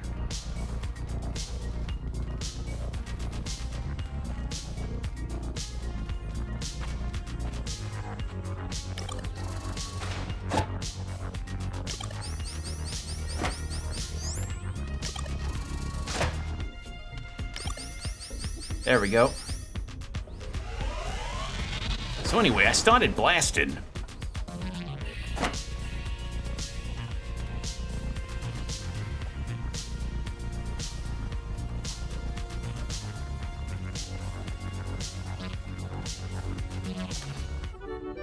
Yeah, it's Kyber ore. Not the same as Kaiba ore. Yugi! I've named a new piece of mineral after myself. Say hello to the Kaiba ore. I've made it in the shape of a blue-eyes white dragon's head.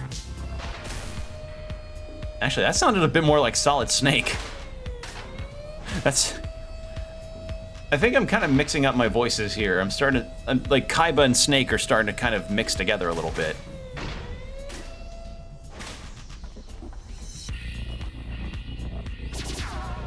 Actually, wait, hold on. No. There's a blueprint disc and an ore for this spot. Yeah.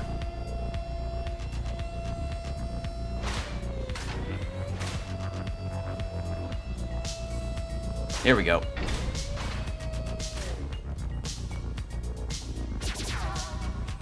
Oh, one other announcement that I saw at the Game Awards that I just remembered. So, as you all remember, I did stream all the way through Final Fantasy 16, and to not really my surprise, they announced... Missing a battery? Where am I supposed to get the battery? They announced DLC, and to my even greater surprise, one of the DLCs released that night. And I got it because, despite my misgivings towards FF16, as I've kind of thought more about the game, like, I've given the game a lot more thought, I suppose. Like, I've heard a lot more opinions regarding the game, and I've heard a lot more of what people say regarding the game's quality versus other Final Fantasies, as well as within its own story. And I agree with most of them. Like, I understand where people are coming from, and I can still say it's like a solid 8 out of 10 game. But nonetheless, I would want to try this DLC out because, I mean, that's pretty cool. You know, that they're giving DLC, that they just released DLC right then and there. So I got it, but I'm not sure if I'll stream it. Because I don't even really know what the DLC features. It's called Echoes of the Fallen is the name of the DLC. I have nary a clue what it actually is. I don't know if it's just a gauntlet of fights or a kind of or any kind of story expansion. It takes place near the end of the game, but I have no idea what it's about. So anything else that could be with it, I genuinely have no idea.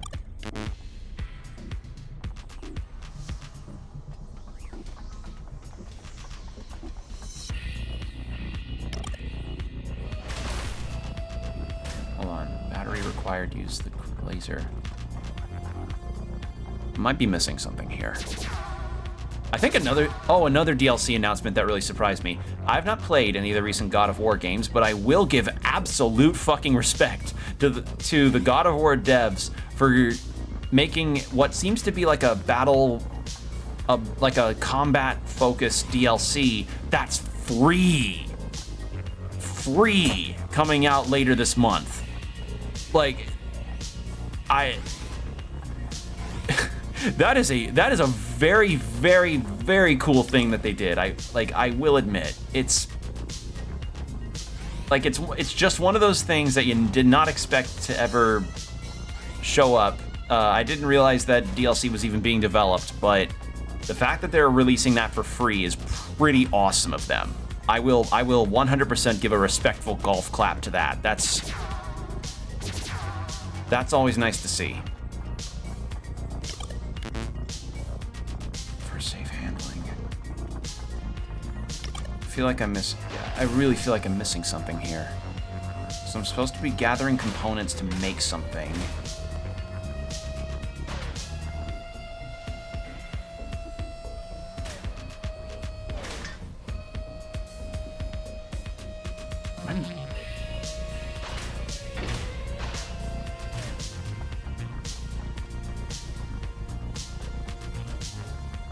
But yeah, I mean, outside of those announcements, as I said, the Game Awards has been on kind of a downward spiral in terms of reputation recently, and I can understand why after seeing what I saw, and it sucks. But I mean, the best we can hope for is that they learn from their mistakes. Really, that's the most we can ever. That's the most I can really hope for, is that they see the feedback about the event and learn from what people are saying. Looks like a device would fit here.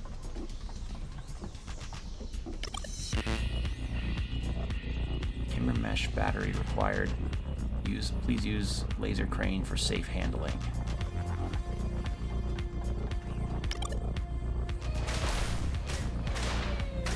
This is just a teleporter.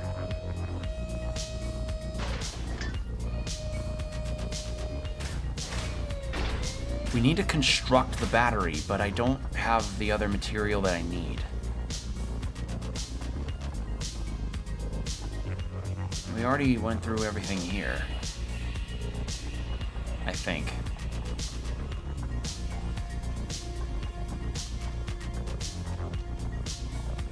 Am I just stupid, or am I not? I feel like I'm missing something. Because that was just a bunch of chests.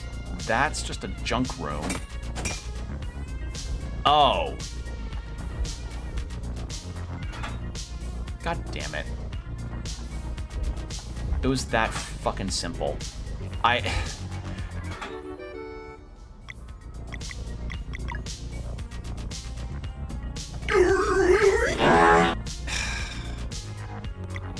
didn't even think about that idea. I was like, God damn it. Well, I know now. Alright, here's your fucking blue sheet. Please retrieve component power unit. Cool. Yoink.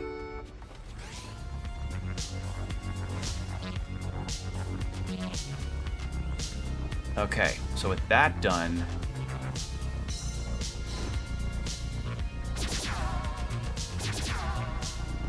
I believe all of that now goes to this room in front of us.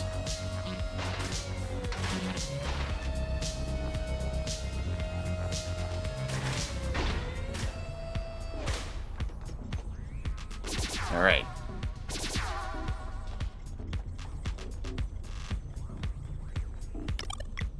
Here we go.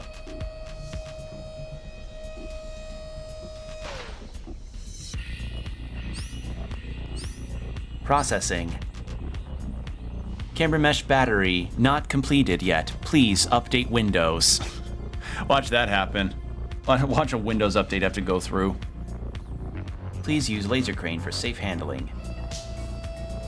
Please update for Windows. Version incompatible. Please update drivers.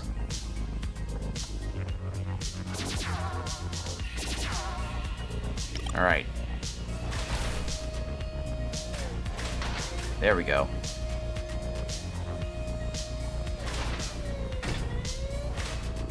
And with that done, now use the elevator.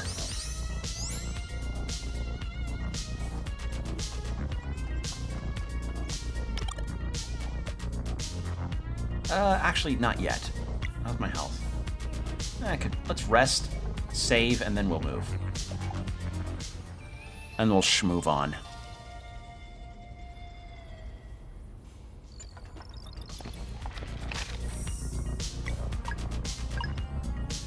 God, it's really interesting that they changed the UI, too, to match the aesthetic of this place. Really cool.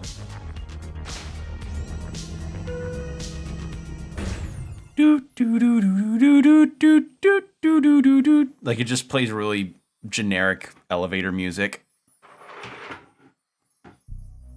Okay, there we go. Hold on, I'm gonna plug in my phone real fast so it doesn't die on me in the middle of the stream.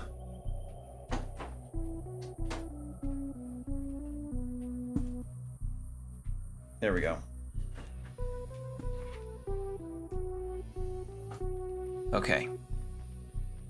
I want to see what kind of fishing spot is over here. Cerulean Reservoir. Okay. What kind of fish you got in Technoland? Not them cyberfish. That oil right there, you clean out the guts there, that oil get good eating. Get that good eating. Ugh, I do not trust that water. I wouldn't trust any fish that came out of that.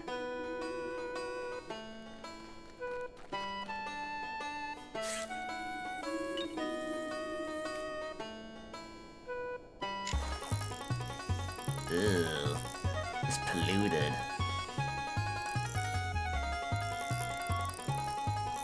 Something else I'll compliment this game on is that it has one of the more skill-based fishing mini-games I've seen from a role-playing game. It definitely calls for a bit more attention. Silicum sponge. Any other kinds here? Ooh, I thought there was a chest. I figured there'd be something.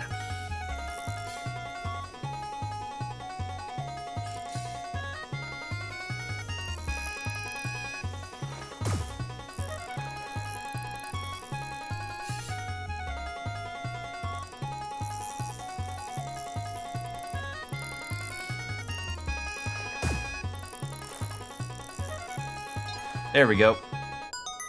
That is laser burbot. I want a burbot with some frickin' laser beams on it. I need to do it to defeat Austin Powers.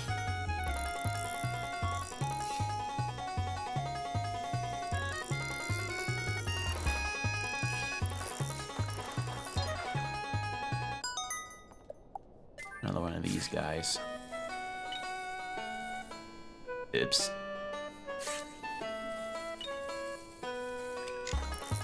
Trying to get this guy. So I believe with this, I believe that's all of them. Nope. Nope. I just want to hop off the side here. Yes. Okay. Data strip. What is that for? Watch that be super important for some reason. Okay.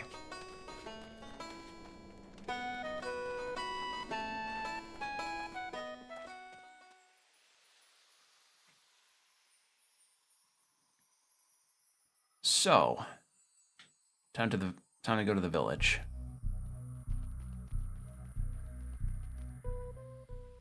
All right. Get to meet a bunch of cool cyborg people.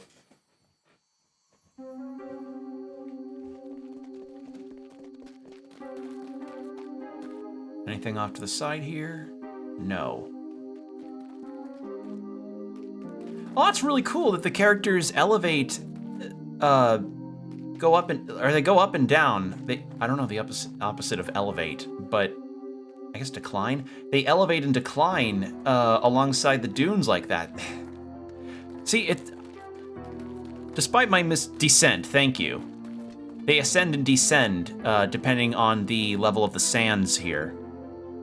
I like, again, for my misgivings with this game I still have, but I love the attention to detail they provide when exploring. That's always something that I like in this.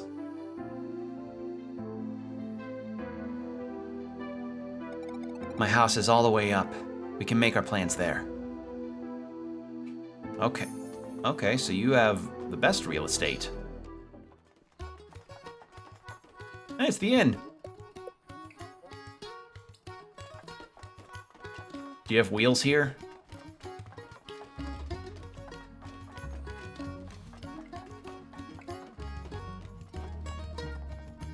Man, I wish there was some way to cheer people up. It's like I'm the only one here, only one other than Sarai who still has some energy. But I'm no fighter. You're from another world, right? You got any games out there? Wheels, huh? That does sound like it could be fun. Feed me something sweet. Tasty. Feed me something warming. Stew's tasty. Feed me something meaty. Don't have anything meaty. Do I have to start over? No. Good. We'll rest here. So no wheels in this inn. That feels weird. Alright, let's cook. I'll make something meaty for the robot.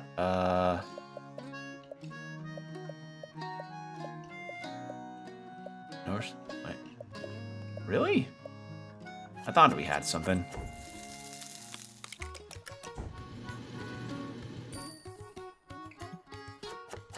Actually, what does sashimi do?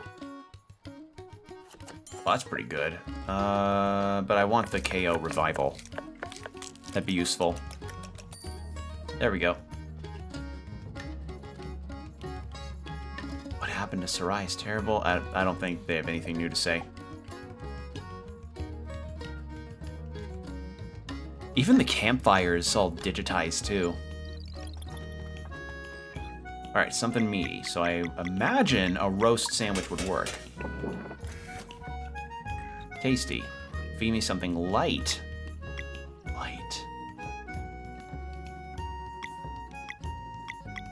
Light. What would be light? No. Oh, it's got to be the salad. It has to be the salad. Well, this sucks because I need access to a fire to cook.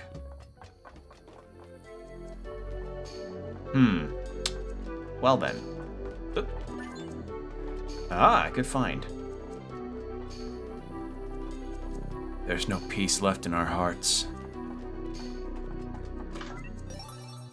Ah, rainbow conch. That makes 29. Someone must have known. That's an elevator. Nothing to interact with there. Okay.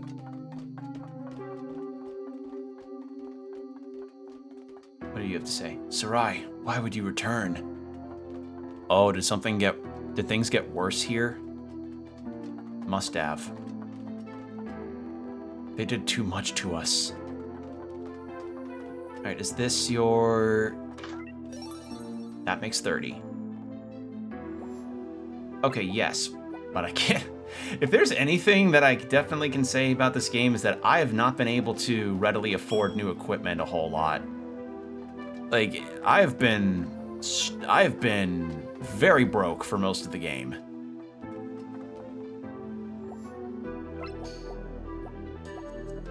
Yakitori shrimp. Ooh. That sounds cool.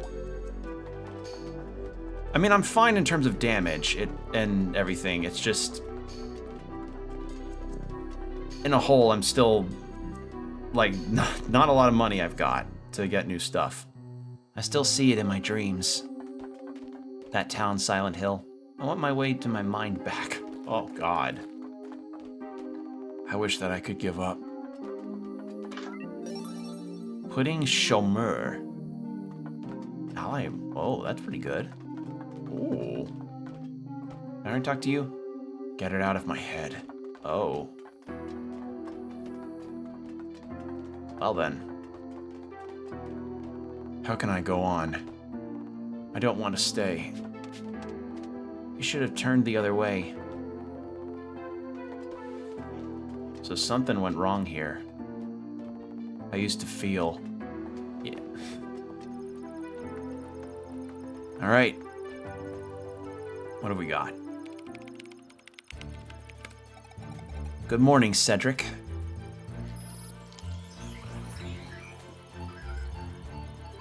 Good morning, Sarai. I see your journey to other worlds in search of Solstice warriors has proven successful. Odds increase drastic. What's the status? Moon still sunken. Sun remains blocked by clouds. Fleshmancer yet inhabits the castle which cannot be reached.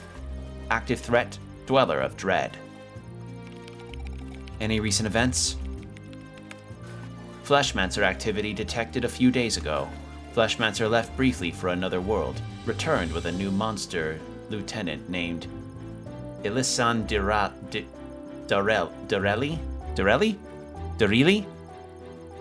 I think Darili. Ilisan Darili. Erlina. Confrontation with Ilisan Darili not recommended. We'll see about that. Recommended action. Use Solstice warriors to defeat Dweller of Dread. Recommended action, dependency. Make for Skybase to remove clouds and reconnect Sun and Moon. But how to get there? Report.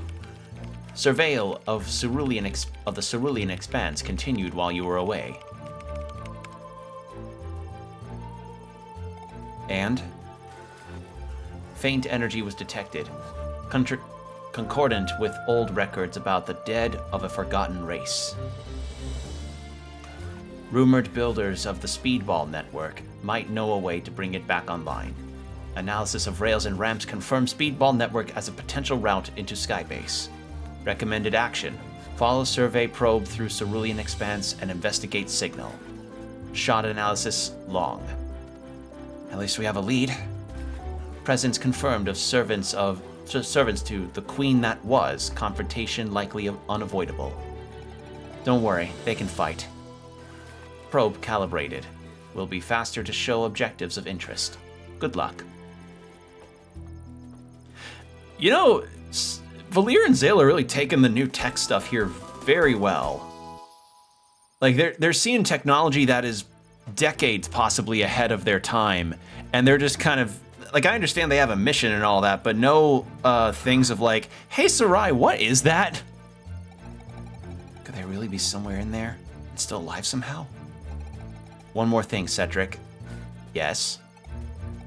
I want them to see what they're facing. The Dweller of Dread? Show them. Dispatching drone.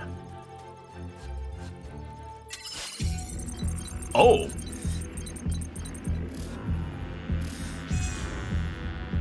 Ooh!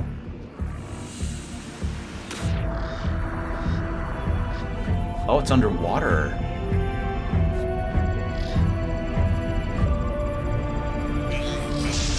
Oh. Oh! Cool. Is it just Cthulhu? Cool. I like that. Your people. We're taking this thing down. Solstice warriors demonstrate emotional investment. Might negatively affect performance. Recommended action, breathe in. Don't worry about us. That monster is getting its due. Recommended action, breathe out. Thanks, Cedric. Okay, first the moon has to shine again. We need you two at full power. The Cerulean Expanse is east of Rapine. Here's hoping whatever we find there will be able to help. Teeks? You go ahead. I want to talk with Cedric. I'll catch up later. Alright, cool.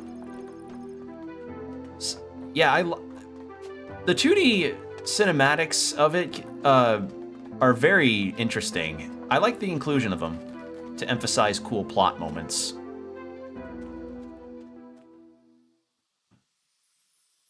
All right. Oh, excuse me, I had to stretch my neck.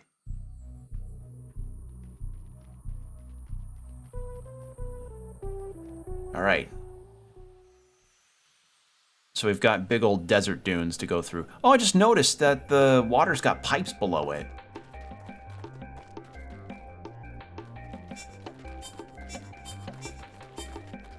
Oh.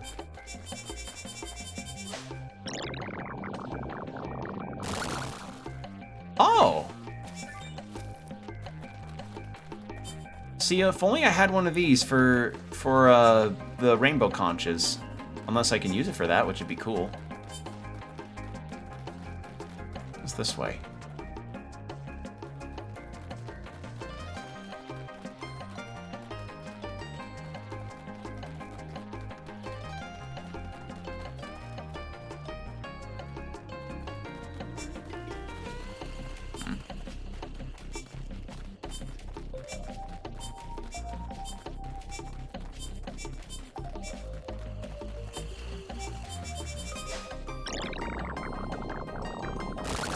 Oh, hello. What are these? Ooh! Ronin Cowboy. Oh, I like the look of you. Ooh, you look cool.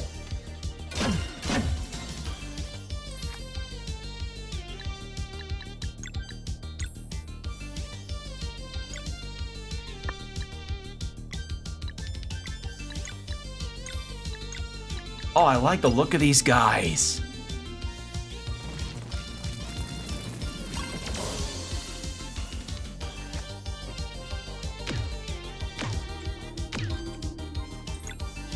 Sorry, I needed to check something real quick.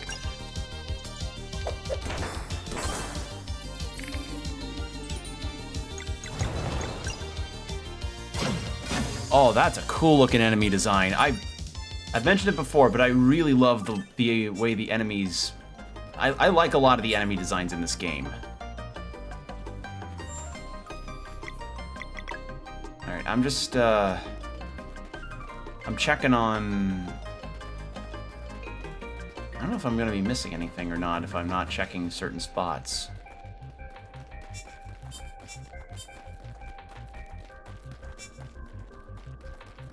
Okay, so no, this is a Lost Woods situation.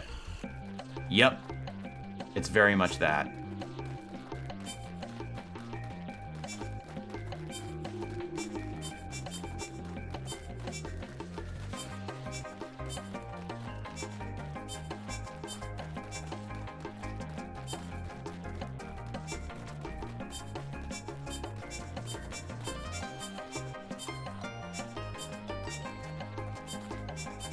There we go. What's this? Oh! That's a different thing. What? What is that? I can't hop up on it, so it might be something I need to do later.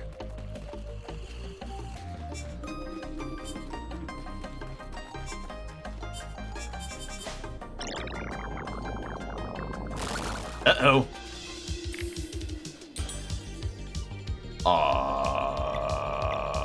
That's not good.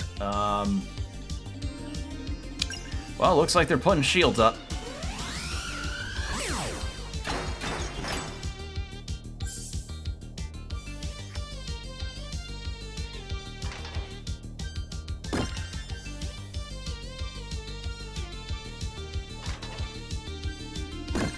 There we go.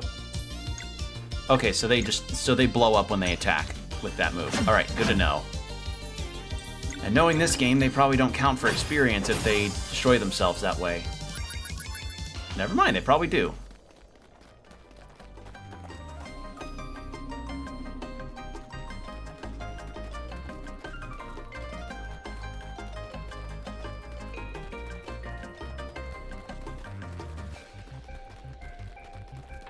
Nothing here.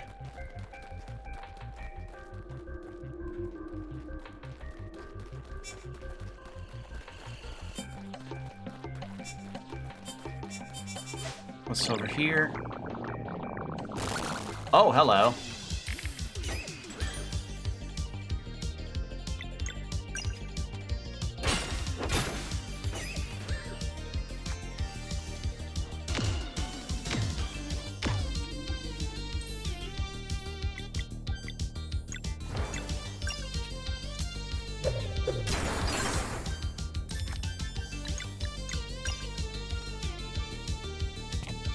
try this.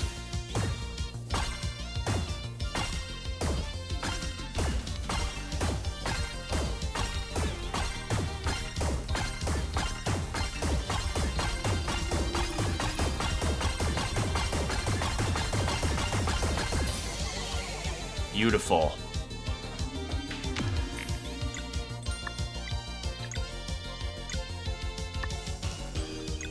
I can kill this in one hit. There we go.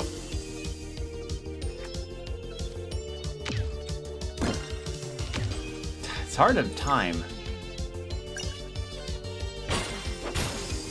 It's a tough... Some of the attack timings on this are tough to figure out. I want to change them out. I don't know if I want to change out the party or not. I do want to heal, though. Let's do that. There we go. Cool. Hey! Oh, I was hoping for one of these. Yes! Beautiful. Bunch of these. Good ingredients. So Teak stayed behind, so I don't think I can ask her for any more stories, right? Let me check.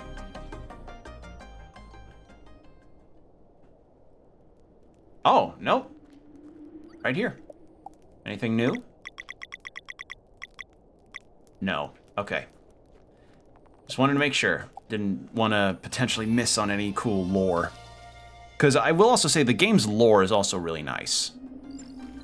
That's something that I will also compliment the game on, is that I enjoy reading about this game's mythos.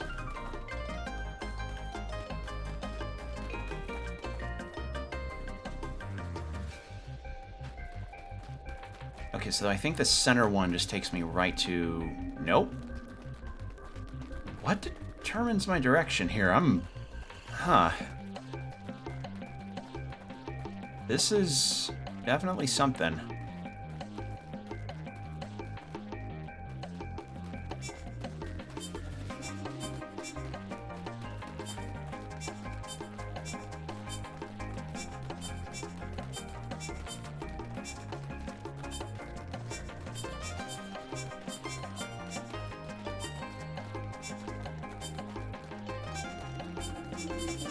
There we go. Ah! Meat.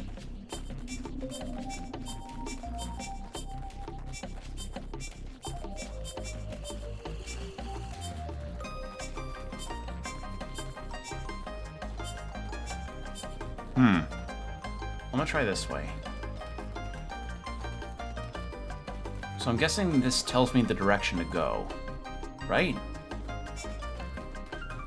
So I have to... Oh, I get it. I'm supposed to find those platforms, and then they tell me where to go. Yup. That's the idea. I get it now.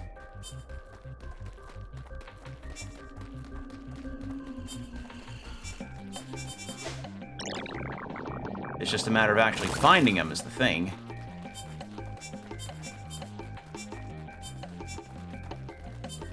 Because you could either find that, or you could end up finding the finding more encounters or food.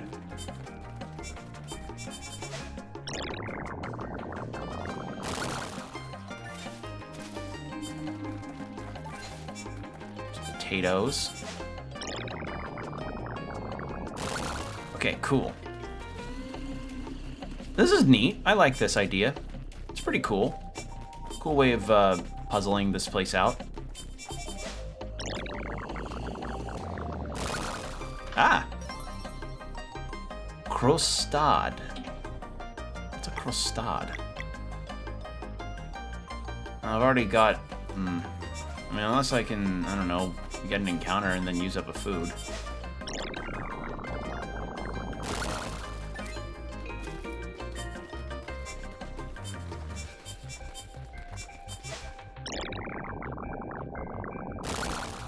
And sure enough.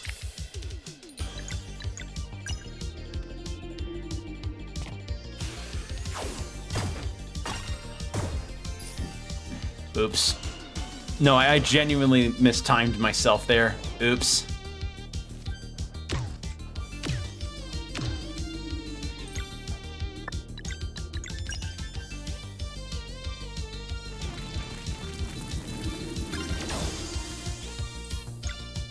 Interesting. Vulnerable to that.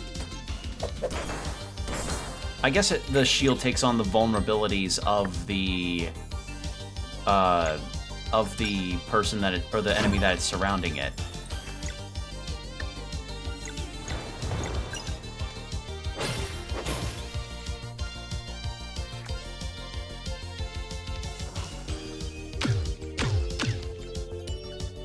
Oh, that's cool. It's ricocheting its shots off of its hat. So its hat's metal. That's really nice. Very inventive idea.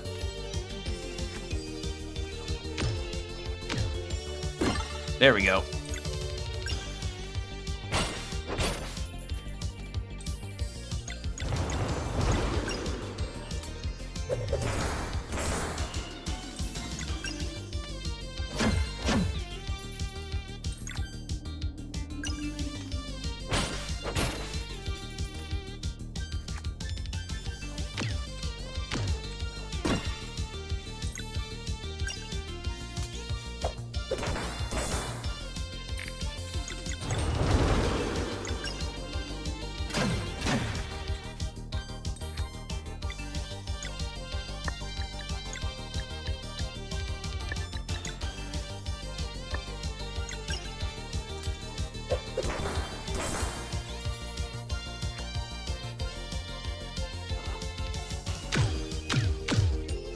That is tough to time because it is much faster than its other attacks.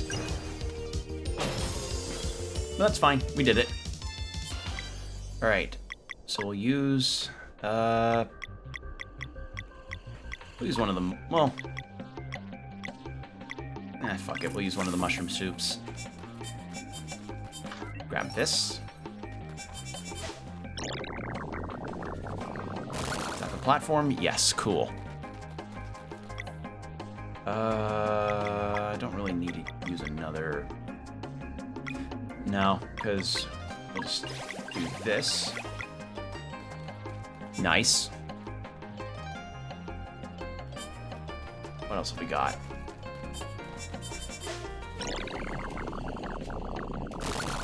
Oh. Oh. Well then.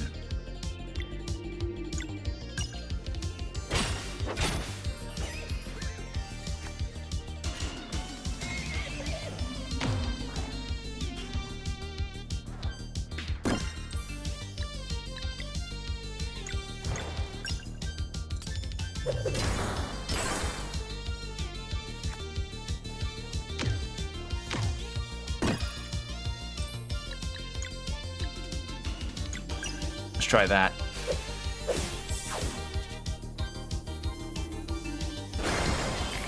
Good. Oh, not good. Let's try this. It might do it. We'll see how it goes.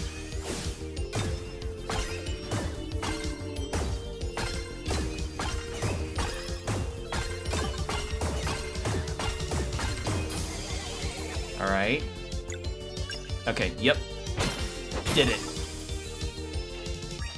Well, that was scary. Full on surrounding. All right. You heal up.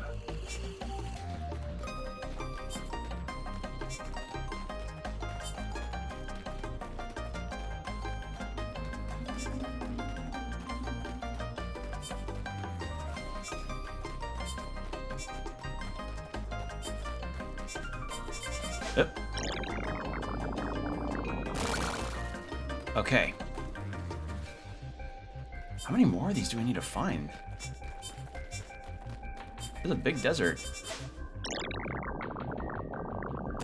Uh-oh. I mean, for nothing else, if nothing else, we're at least getting good experience. That's the positive to draw out of this.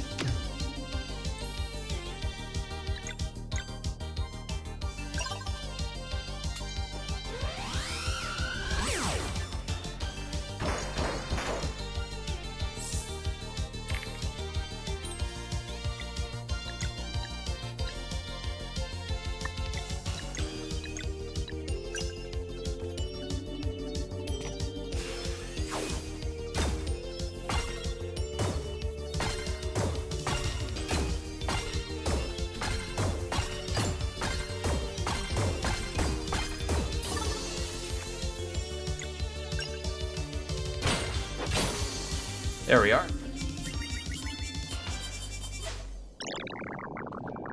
There's some more enemies. Okay, thank God. Alright, you heal. Yes. Awesome.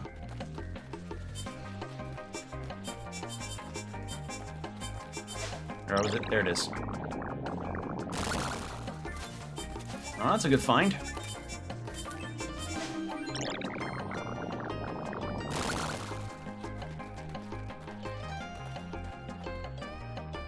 Oh, finally changing scenery.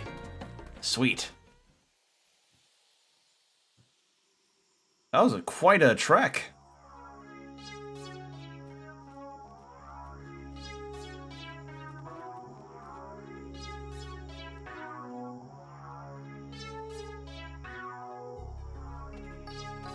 There's no one.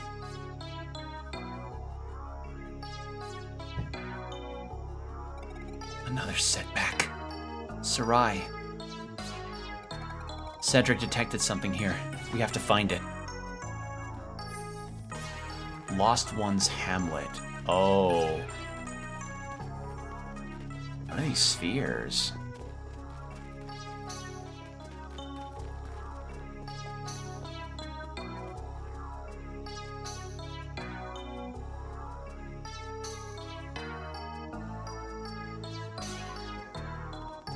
A4 built this place.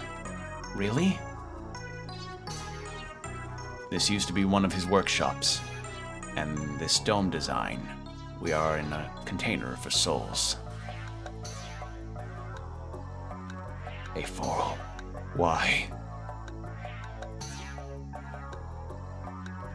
His experiments left a presence behind. One moment.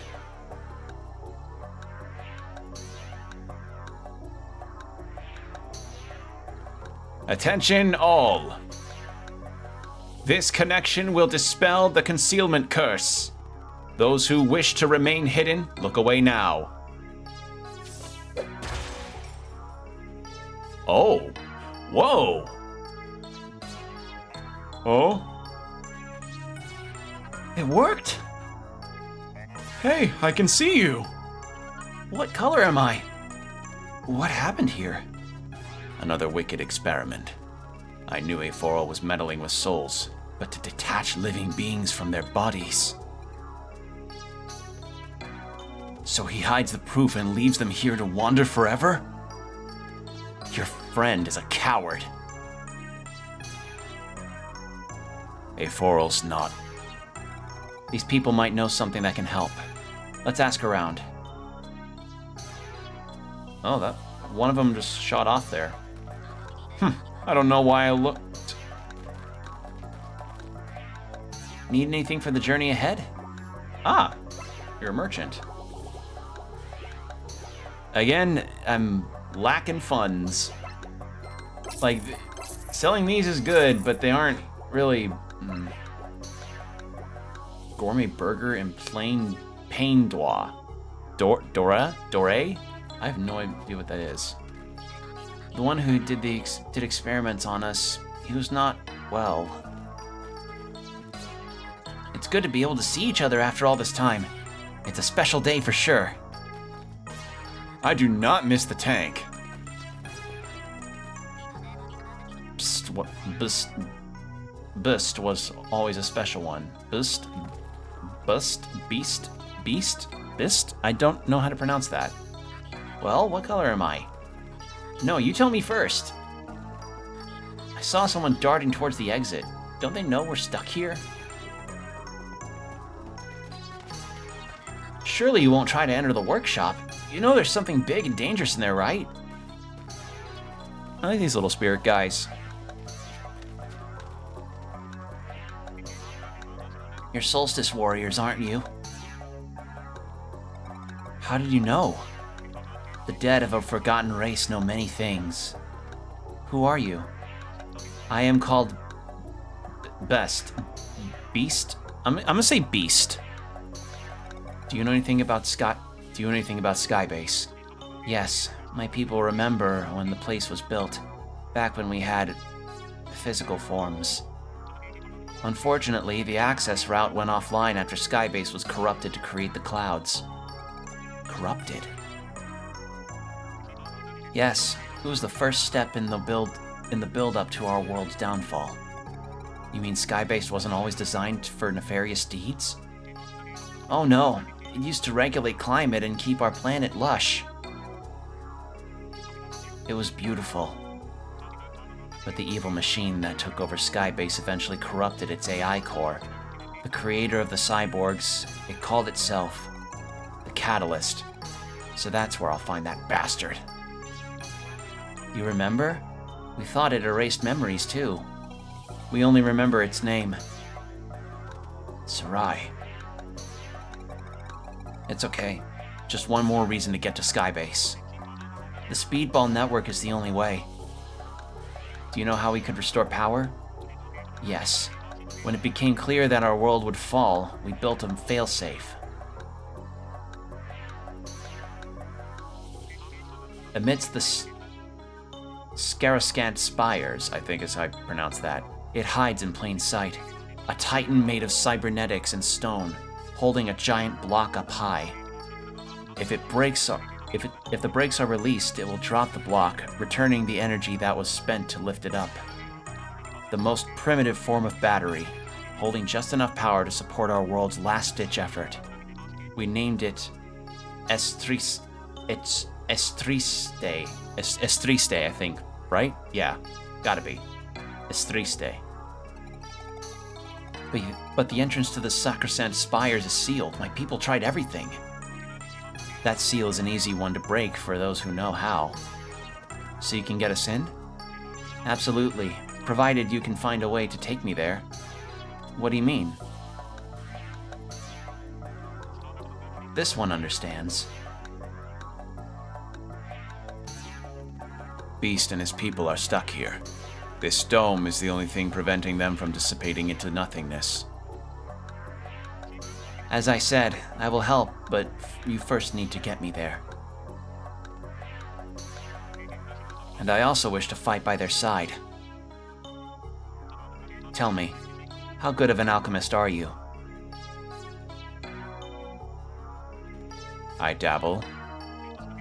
Can you do it? Living glass. One final attempt, perhaps? Are you sure you understand what you are demanding? Yes, for a way to fight back and help reclaim my world. The procedure cannot be undone. I understand. I would need proper tools, but my code prevents me from breaking into a Foral's workshop. If you can get the door open, I will do it. You're not dodging this one. I think, right? Dodging? Yeah.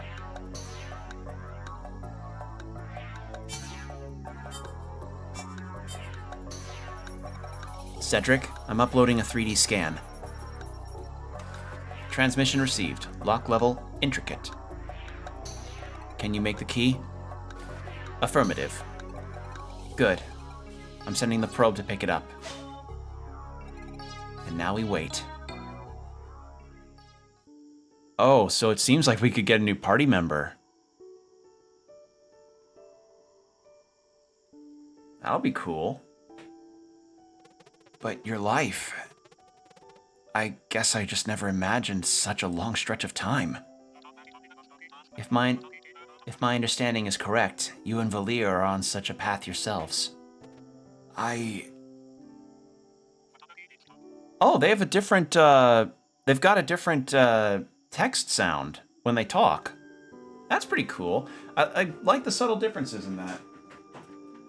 I always appreciate whenever they do that for games, when they just have character, like, when when there's no voice acting in a game, but they still manage to convey a character's different voice through those talking patterns, I suppose. Or not like the vocal patterns. I don't know how to describe it. They have a different sound when they talk, and I like that. And I have much to learn about combat myself. I believe we can teach one another.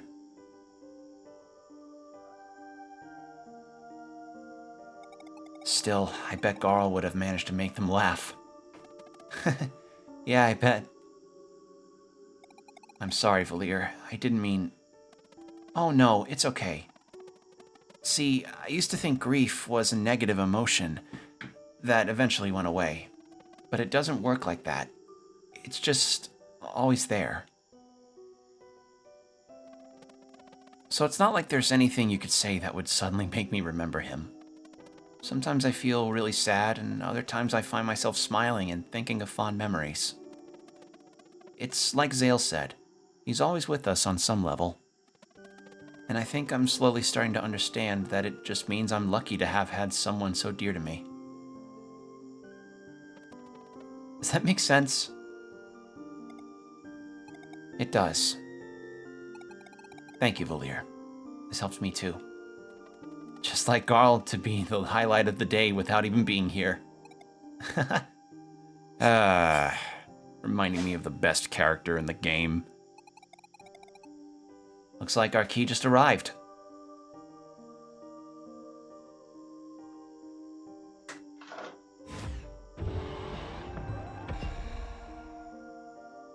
Ready? I should warn you, the abomination that tortured us still inhabits this place. We'll take care of it. All right, let's go in. Oh, so it's like a combination of flesh and metal. Ugh. Cypress. Walnut.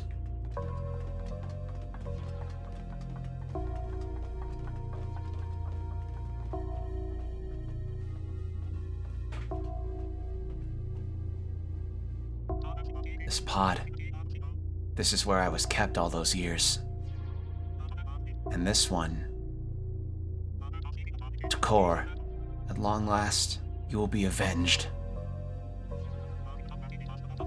The monster is up ahead. Make sure you prepare. All right. Do we have a save point? Yes, we do. How's my health? And everything is set. All right, let's save and fight a boss. Let's do this. Yeah.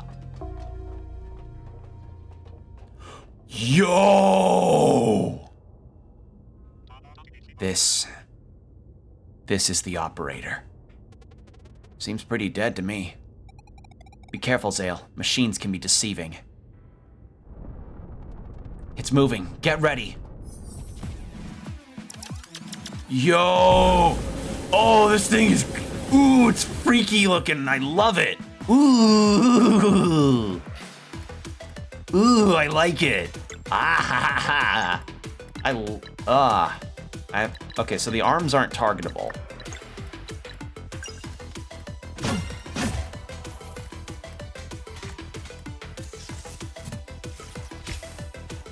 Oh, I see.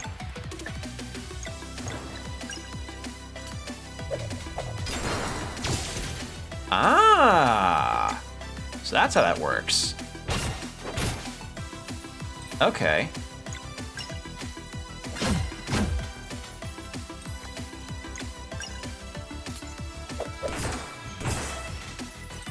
Oh, what? Why is it taking damage state already? Huh? No way.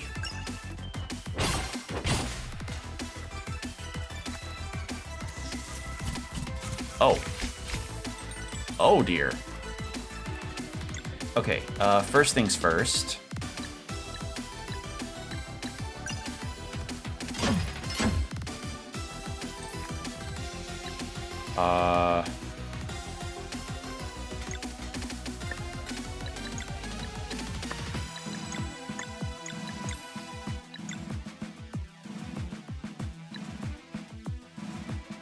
Looks like it's gonna get one of its attacks off. Yeah, looks like it might.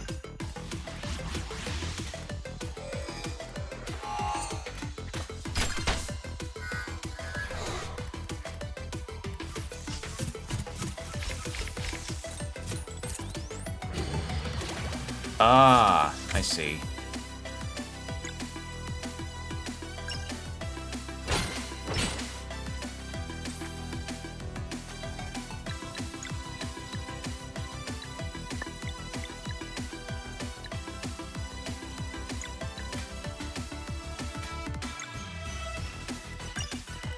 Let's try this.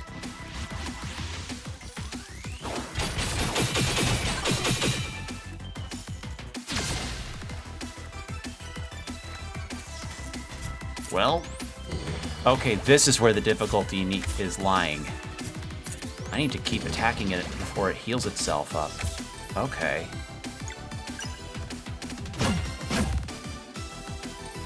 So it probably actually doesn't have that much health, it just heals itself up continuously.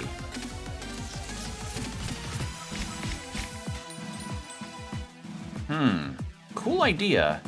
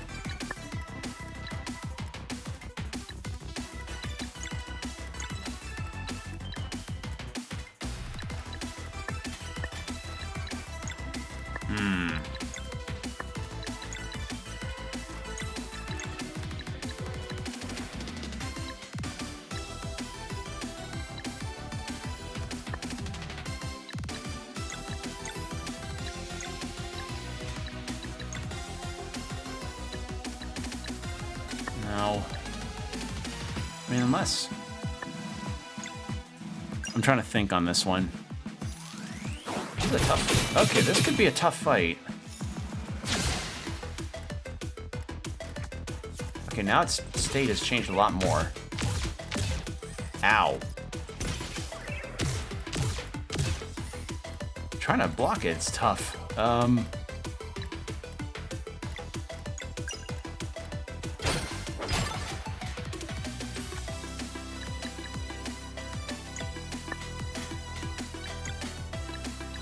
Let's get a parfait for Sarai. Get them up.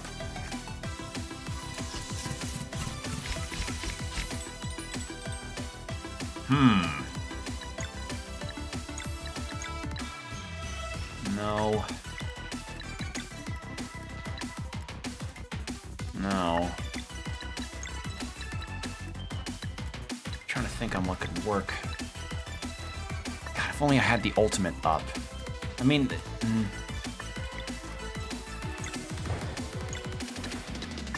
Hold on. Do this.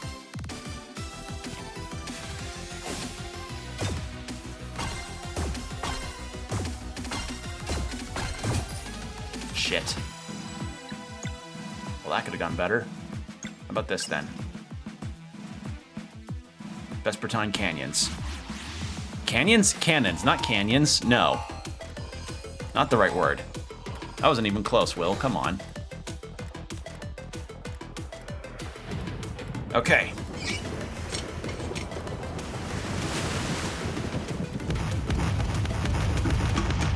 You'll still get one, but...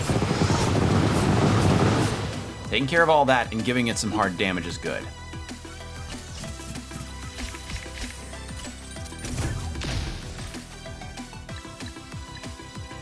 Okay, so it seems like a Sarai and Valir and Zale show here.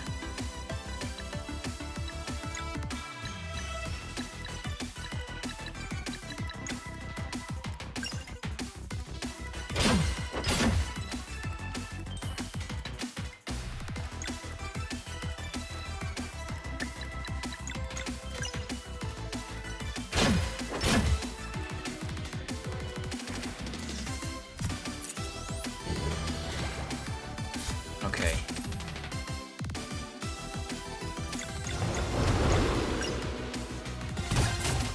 Big damage. Oh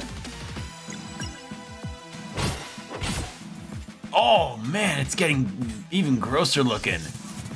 Ooh. Oh, Jesus. Let's try this.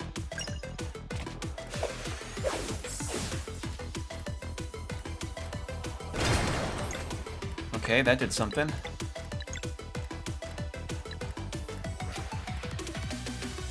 God, this is tough.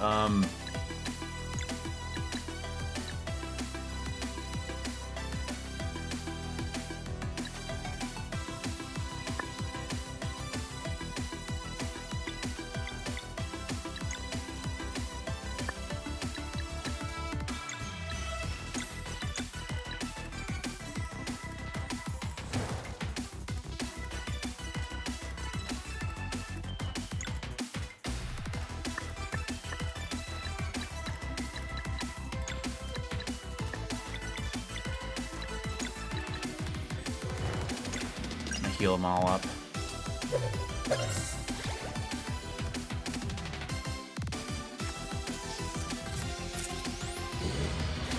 Okay.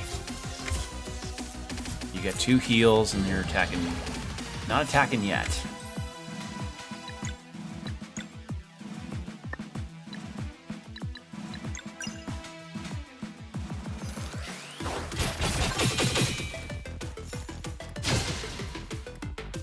But still getting those off.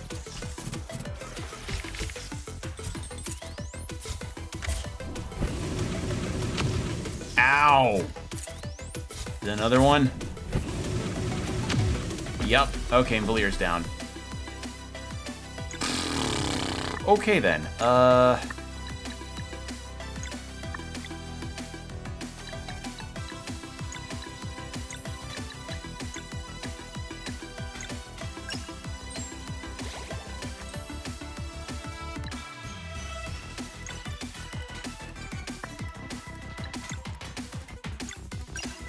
Try this again.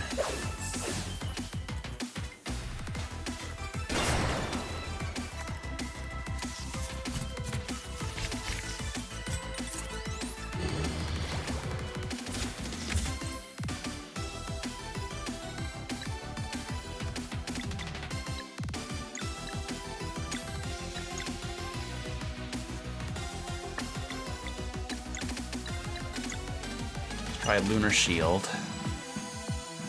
Protection up.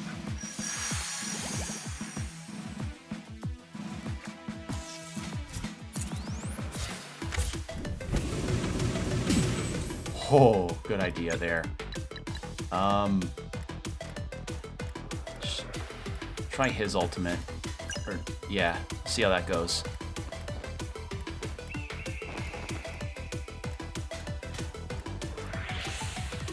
I don't know how well that's gonna go, but we'll see.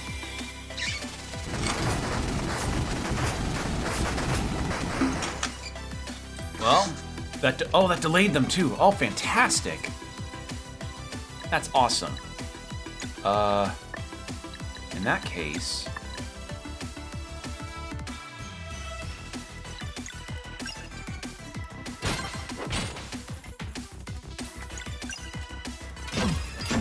there, and then Rashan. Oh shit, that's right, you do poison. I'm fucking stupid. I forgot the initial attacks that Rashan does is poison. That was an oopsie.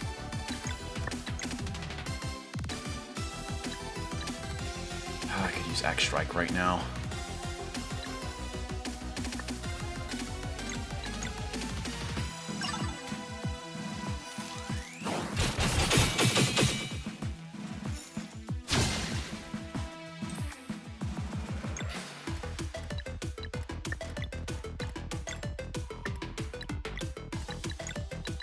Actually, asking ye shall receive.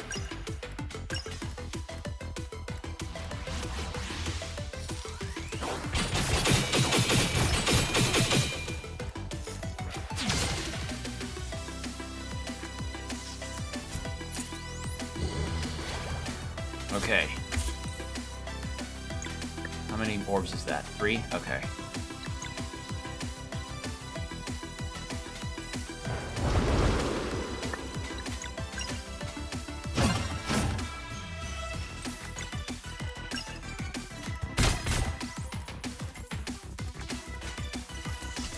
make your stuff again.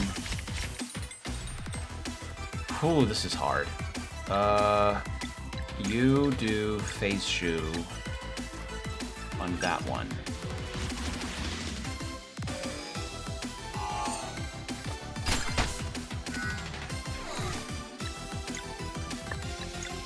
And then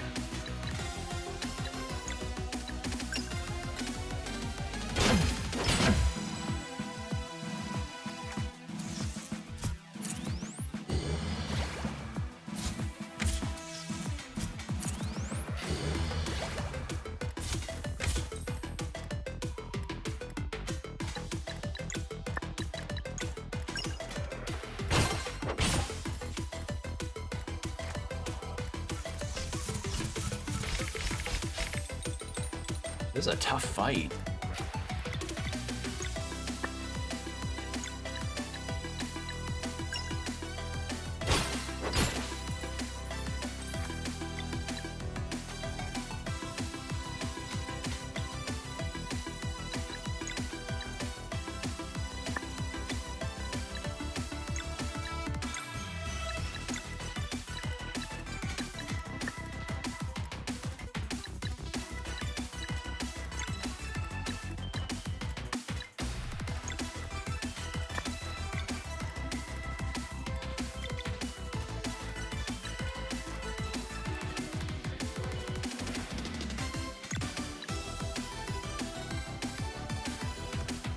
Try Moon Ring. There's no way I'll get those two, so I have to get rid of the ones that I know I can get rid of.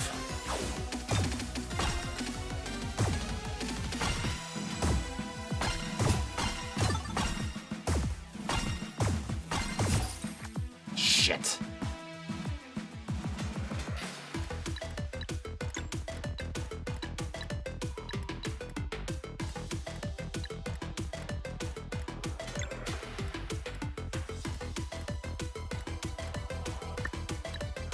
Spend that right now.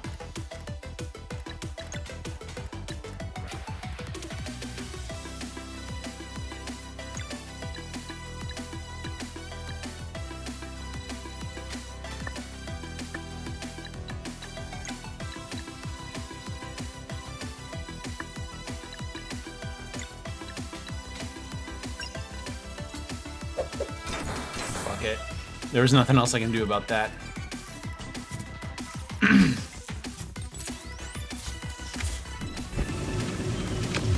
I can't block that. I don't know if I can block that. That's a tough. This is. Yeah. I don't think that's my first game over. Jesus Christ, that's hard. That gets tough because of the mismatch of the weaknesses there. I don't know if it's because I just poorly did it, but that's tough. Yeah. Now let's try that again. Can I skip this? No. Yeah, I can't skip. All right, let's go again.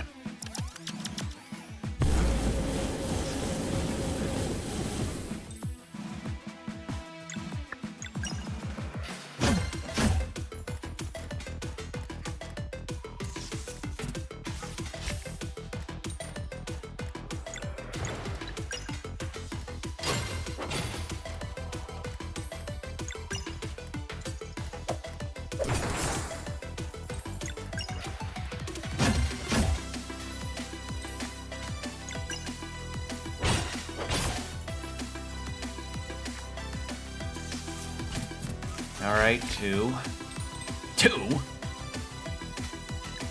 Oh, shit.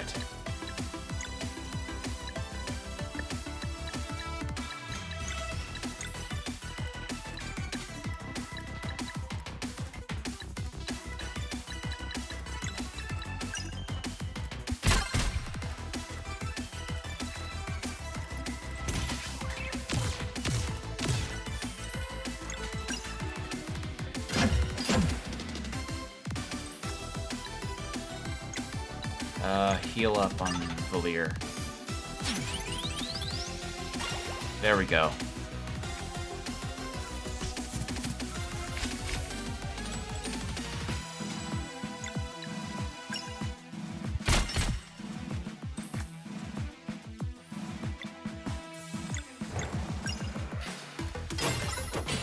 There we go. Okay, got the max combo.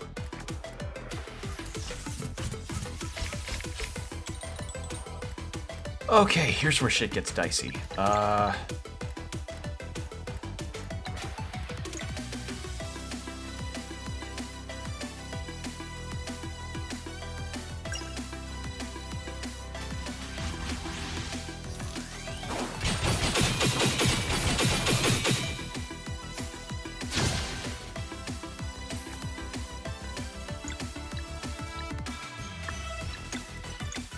Oh!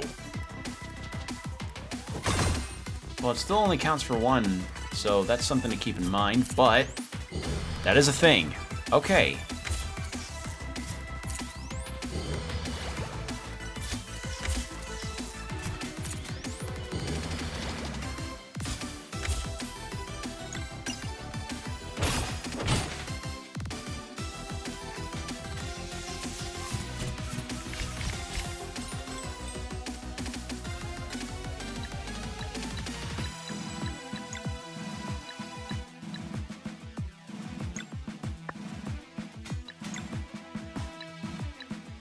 Try this.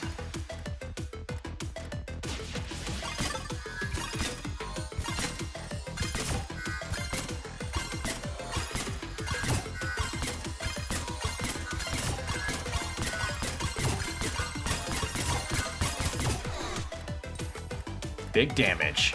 Very big damage.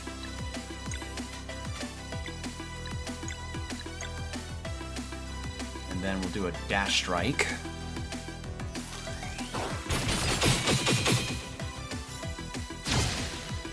Okay, better.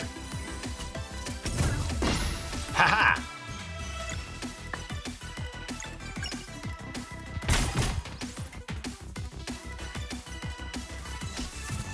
Alright, now we're at the 4 mark.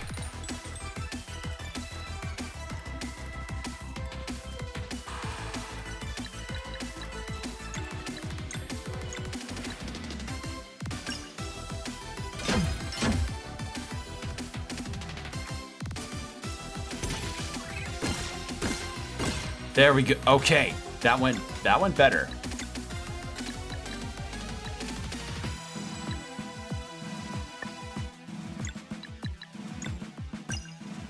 Okay.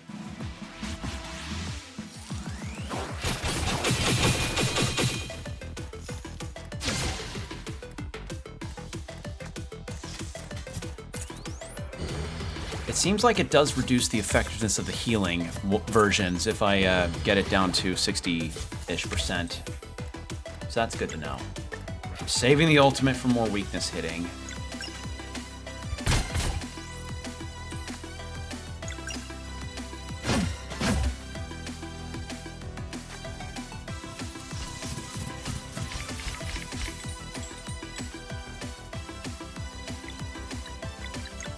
Wait. When did... Oh, that's right, they got an ultimate after Garl died. I forgot about that.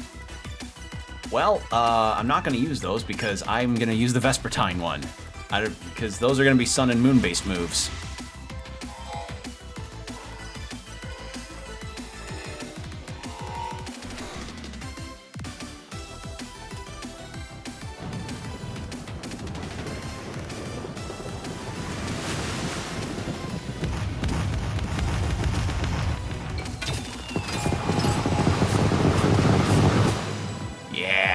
Nice.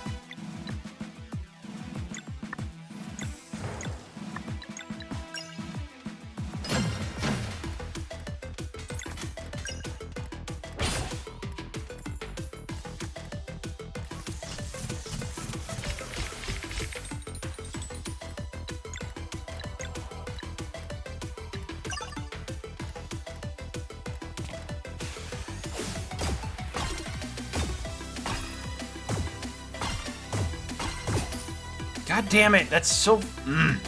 Alright, in that case, X Strike. I fucked up. I fucked up my timing. It's like awkward. It's an awkward position for this. For this one in particular. I still have one more go on it though, so that's a plus.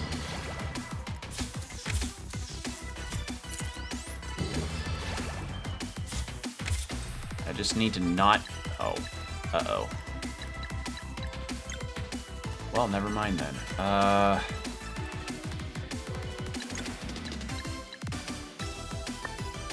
don't know how much health these things have.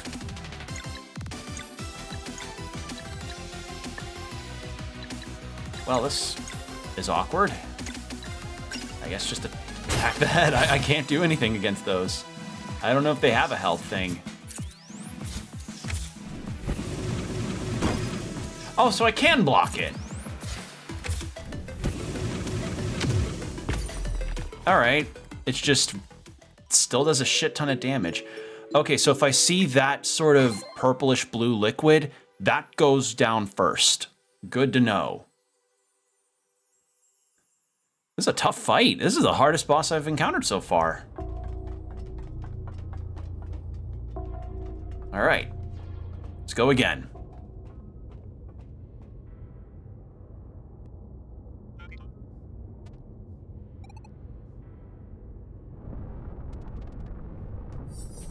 This is cool design and a cool idea. It's just the mismatch of the weaknesses is still fucking me up a little bit.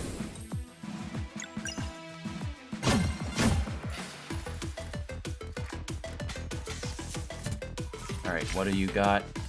Okay, and of course, I mean, not helping matters is that I'm not exactly timing my shit out very well with this.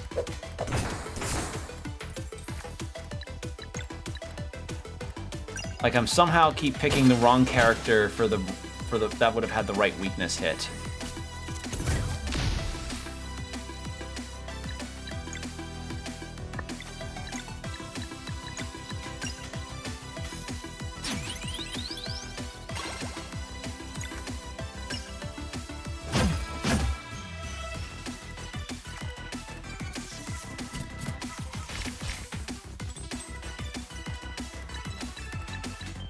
Case in point. Motherfucker. How about...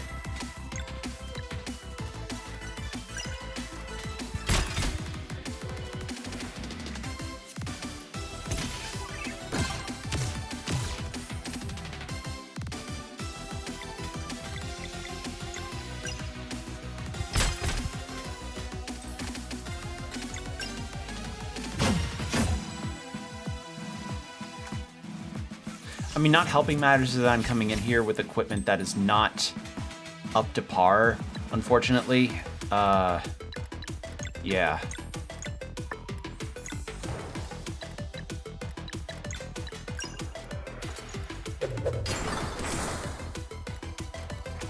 Oh wait, I think this is the...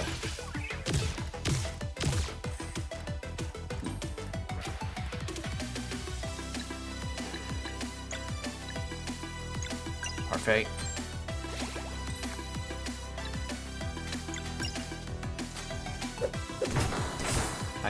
I feel like I'm getting close a couple times. It's just once all four come out, it's not easy.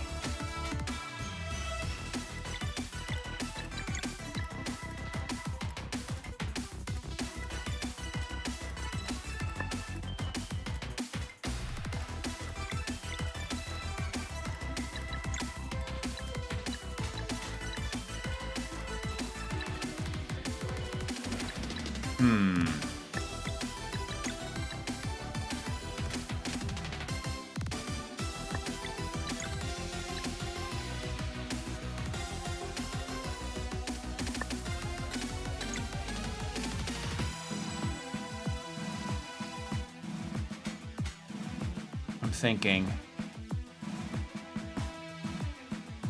because all three of these seem to be healers.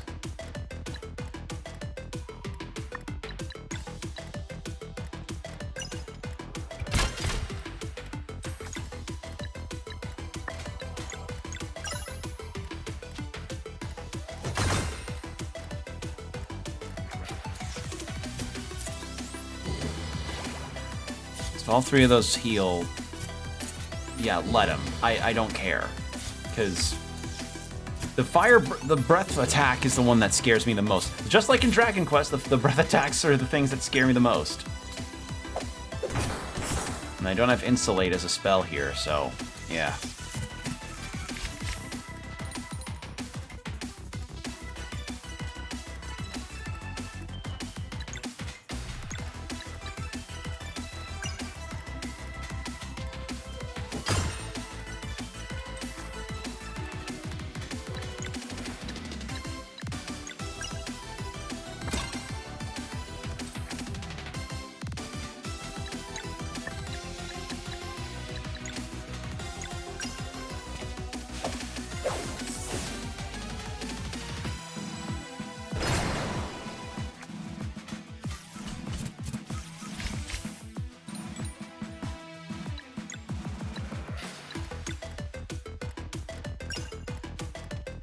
Why did I do that? Why did I do... Now it gets 2 drills. Why did I do that? God, my brain is made out of fucking mush right now.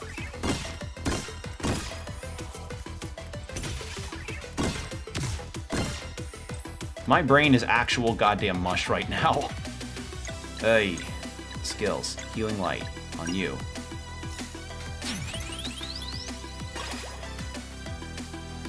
Watch the second that it happens. I could have used Dash Strike. And sure fucking enough. My timing on everything.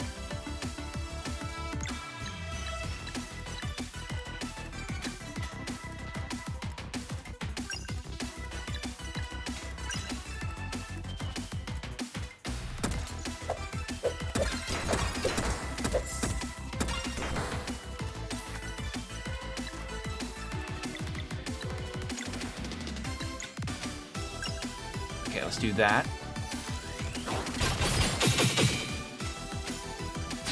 Yeah, fuck you!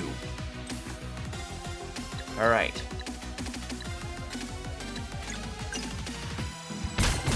There we go.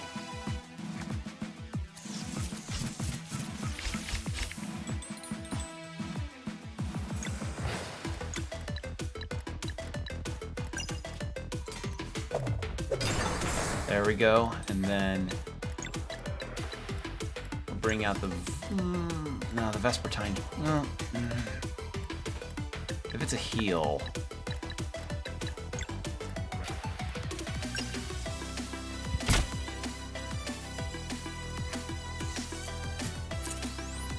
Yeah.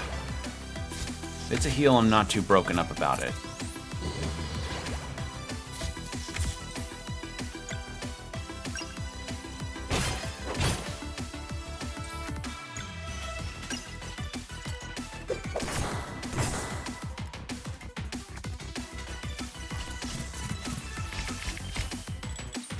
See, a situation like this is where the Vespertine comes out. That's the situation.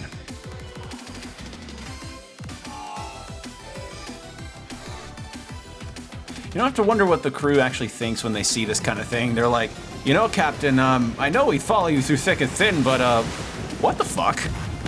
What is that thing?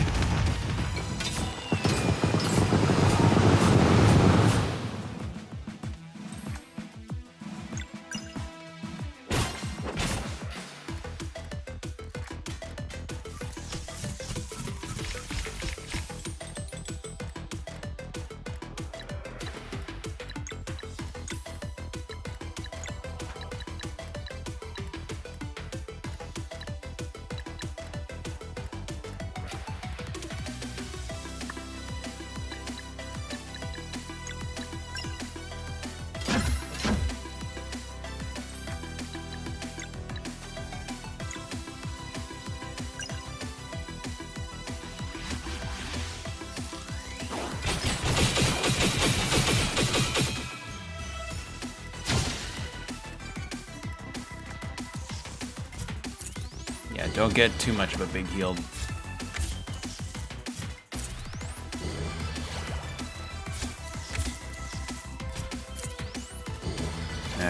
Maybe I missed an ultimate attack or something, or a combo move. I have no idea. It was a tough fight. It was a tough fight. Alright, now all four. Okay, proper one out now. There.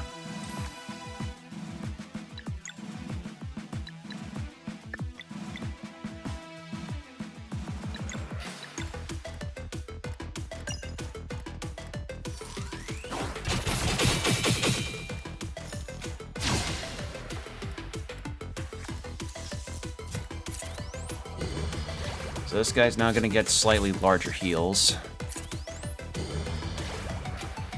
Slightly.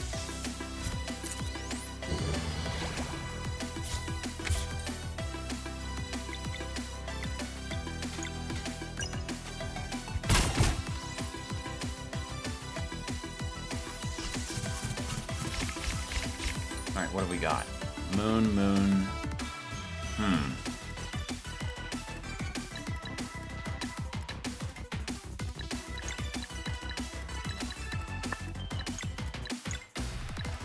Alright, let's see if I can not fuck it up this time.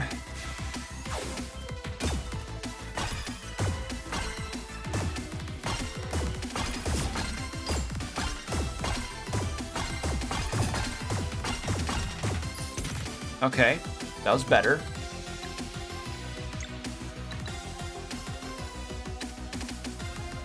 And we'll take care of the potential big heal with this one.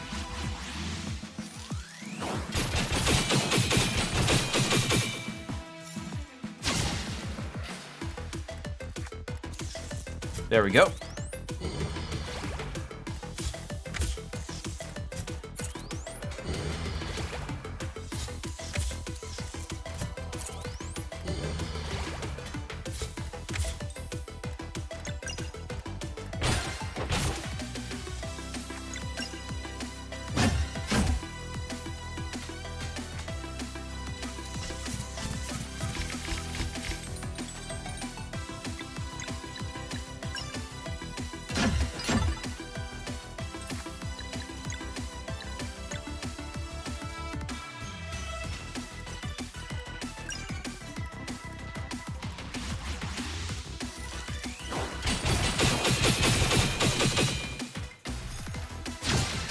Okay. Down to that phase now. Or down to that face now.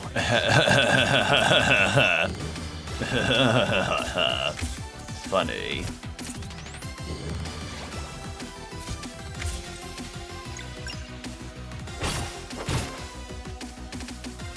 Alright. So now we've got the max thing. Oh boy. Do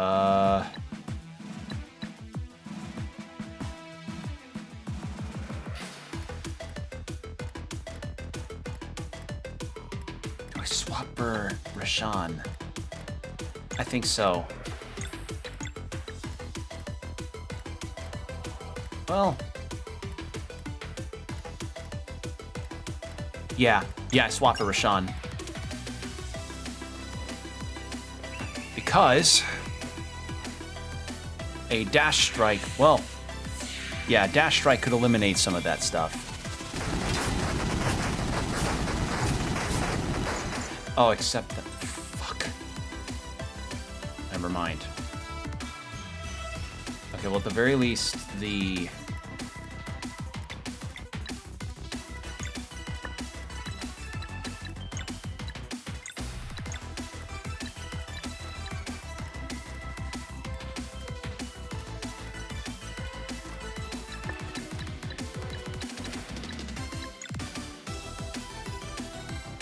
Same thing with that thing.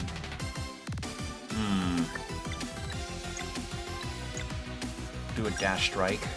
Delay them out. I mean, at the very least, they're delayed out, so that's good.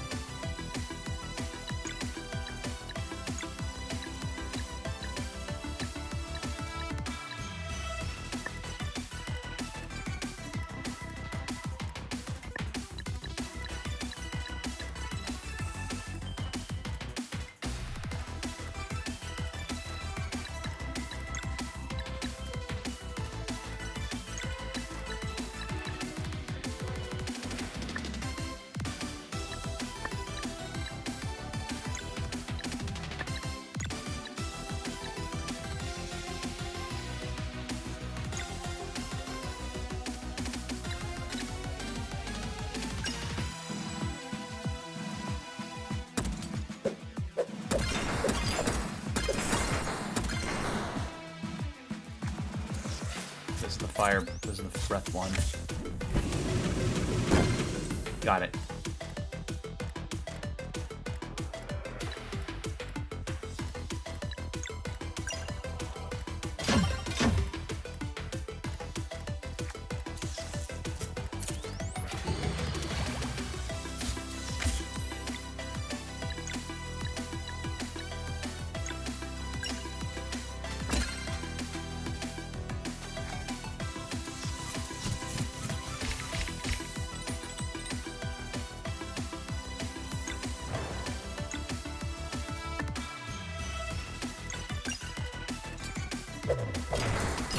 Yeah, fuck that one in particular. All right. Okay. I think a lunar shield would not be a bad idea to set up. I would not have been able to get any kind of damage off on those things anyway. So he's gonna get big heals. So that's the sacrifice to make on this. I get one free hit though, which is good.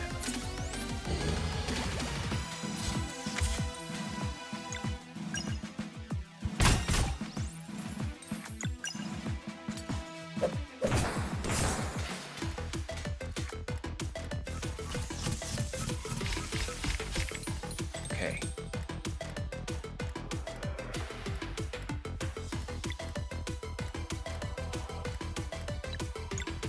Let's take care of this one. Actually, no, that one.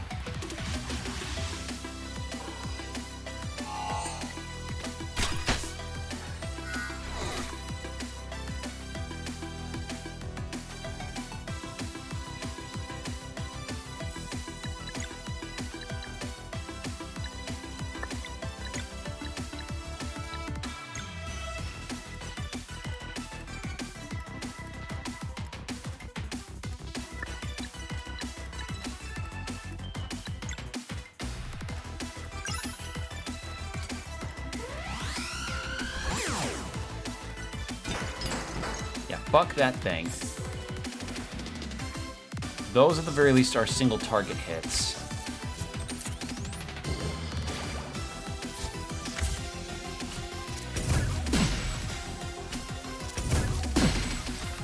Yeah. Good call. That was a good call. Because then I can do this. Now I have an ultimate attack for later.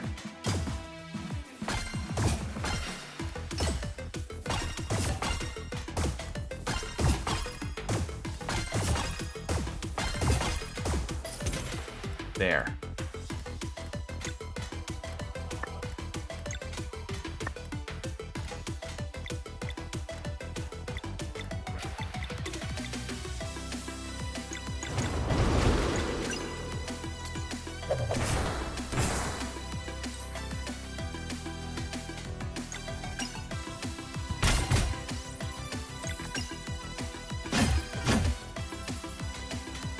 All right. What do we need?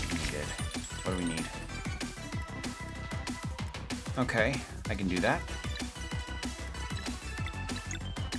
Vesper time.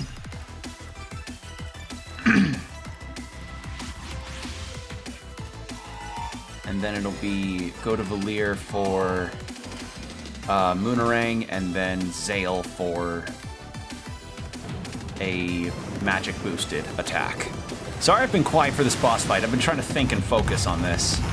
Strategize a little bit, you know?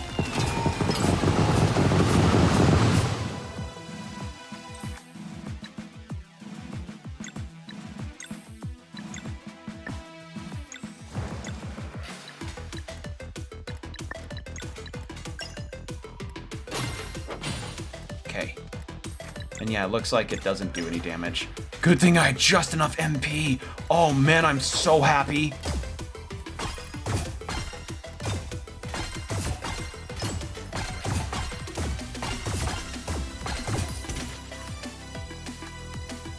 I had just enough MP.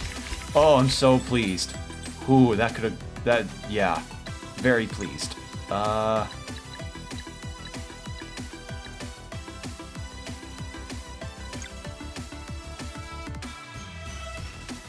Yeah.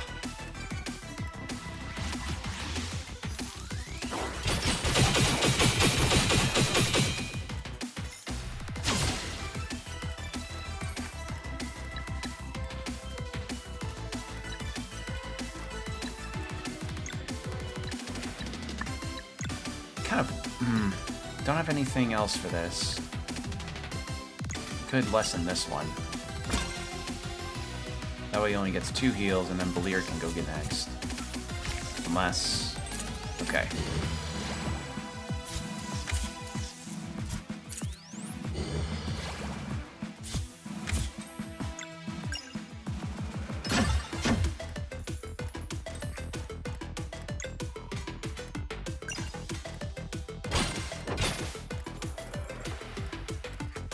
Whew, this is I think this is the hardest boss I've fought in the game so far. Most challenges presented, without a doubt.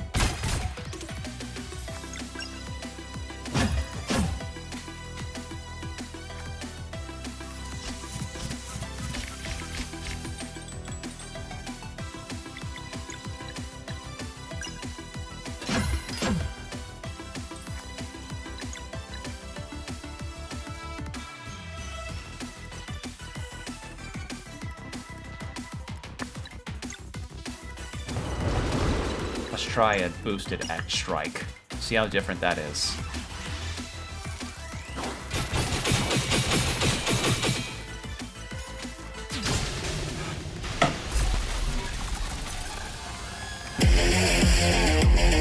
Oh, fuck. I think that was like 3 or 4 attempts? Holy shit, that was a hard fight. Ugh. Everyone's better off without that thing. Rashan, did you know? This world is unknown to me. I wish I could say the same of Aforal's ways. The workbench is just ahead. We should hurry. Before I hurry, I'm fucking saving and I'm healing and saving. That was really tough. Holy shit. Oh, that was legitimately one of the toughest fights I've had in this game. If not the tough, no, it was the toughest. Even the masked minions we fought, like, they had moments, but yeah, that was the first time I experienced multiple losses. Holy shit.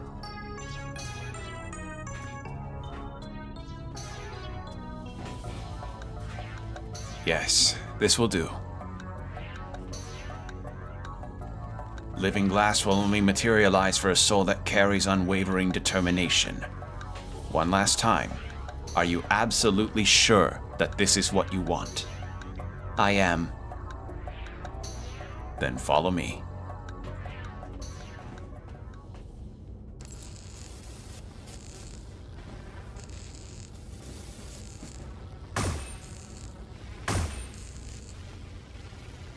So you will do this for me? Of course. But how will I know when it is time? Just follow their lead. And remember, only the 3 of you can enter the portal. I understand.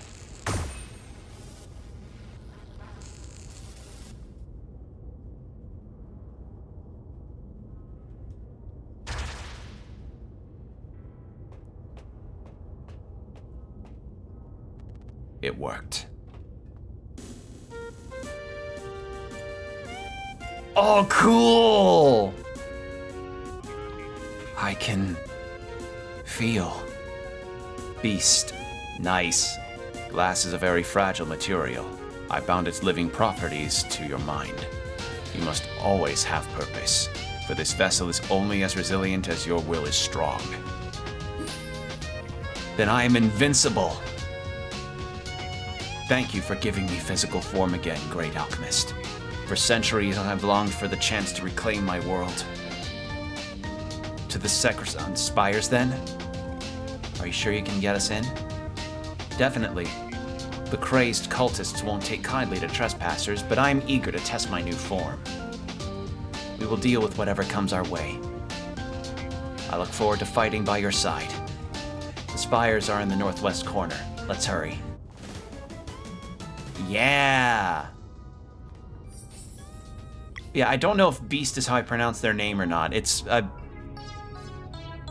that's what I would really appreciate sometimes whenever a dev has, like, voice stuff, or like, names like this, or a game has names like this, is maybe, like, a little parentheses there on how to pronounce a name of something. But yeah, we've got this cool new party member. Fuck yeah.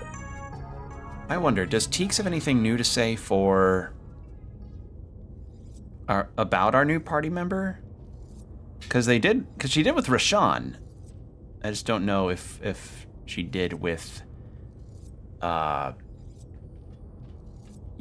Beast. Nope. All right, we'll rest. We'll save again, and then we'll head out to where we're supposed to go.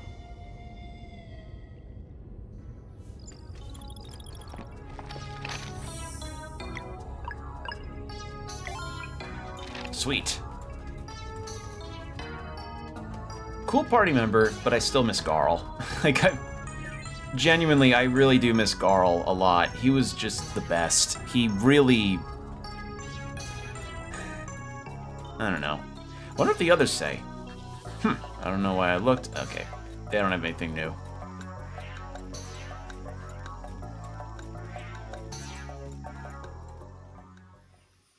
Okay.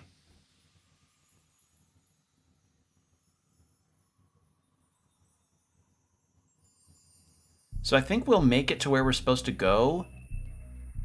And then I may actually end there. Because I feel like that's a good stopping point, if anything. Lost Ones, Hamlet. Wait. Am I going the right spot? Okay, yeah, I am. So we'll go on to the ocean. And then I'm going to see if I can afford any new equipment. Because... as I said, I'm hurting hard for money.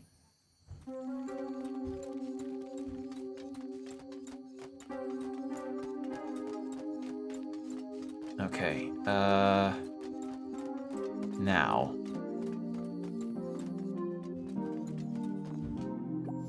Sell.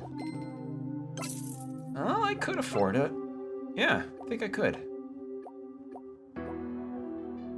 I can afford only one. Damn it, that's the fucking problem. Yeah. I can afford a new investment. An implant for Sarai that removes 1 star from allies entering Chaos. Oh! Oh, that may be something to save up for. I don't know. Part of me kind of wishes that, I don't know, maybe Wheels had some kind of betting system to it. I'm hurting hard for money. Like, I'm genuinely hurting hard for money here. It's, Like, I'm not, like, that's the one thing that I'm having issue with is, like, for the new equipment and all that, I just can't afford it readily because I'm just missing, I just don't have the funds on hand normally. And I mean, they're selling stuff, yeah, but I don't know what else I can really... Hold on. No, I have Rashawn's old cork. So I may have a few things to sell, so I could get Valir a new weapon. Actually, wait. What does Beast have for a weapon? Also, again, if another pronunciation of their name is a thing, let me know, but I'm gonna say Beast because it just seems like that's how it is to me. Chipped glass fist. Oh, right. Max MP plus 5. Max MP plus 30. Magic. Yes. Yes. Generates 1 or more boost charge when initiating combat. Yeah. I completely forgot that I had some items from Rashawn that I could sell. So I'm gonna do that real quick, see if that helps.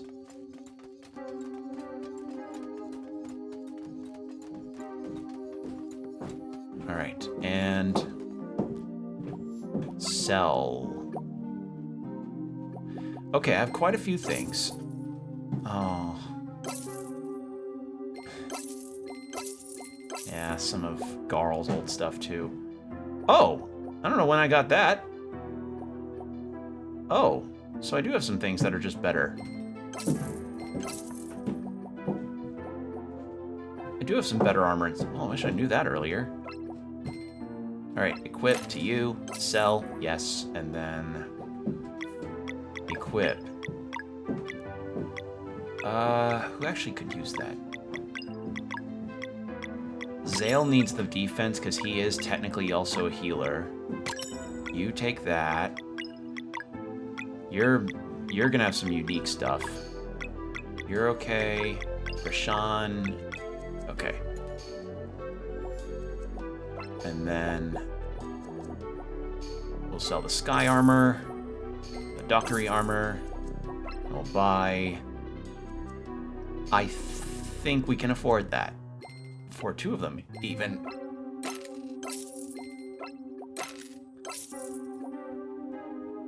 Sweet. Could have probably gotten the ninja thing too, but I'm...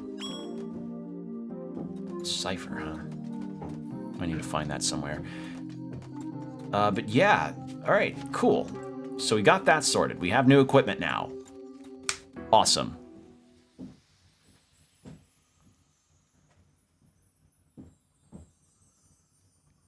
With that done, let's head to this new location, and the next time we find a campfire, we'll probably save there.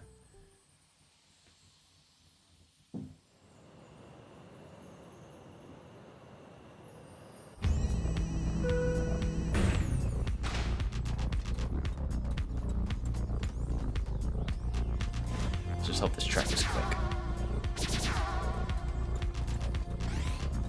And it is.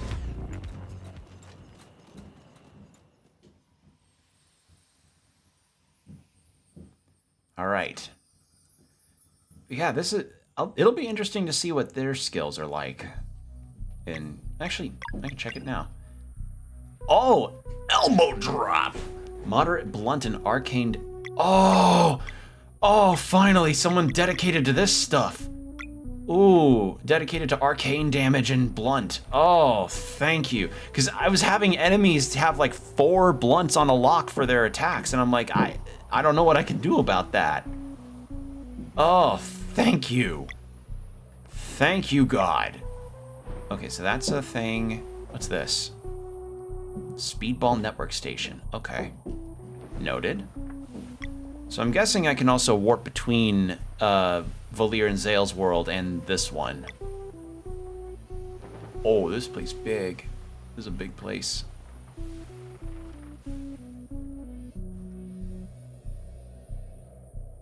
All right. In we are. Oh, sure enough. First thing we see is a campfire. So, we're already healed up plenty, so let's save, and then I'm gonna stop here. All right. Well, a nice, short, sweet stream, and we made some good progress. Save again, because I'm paranoid.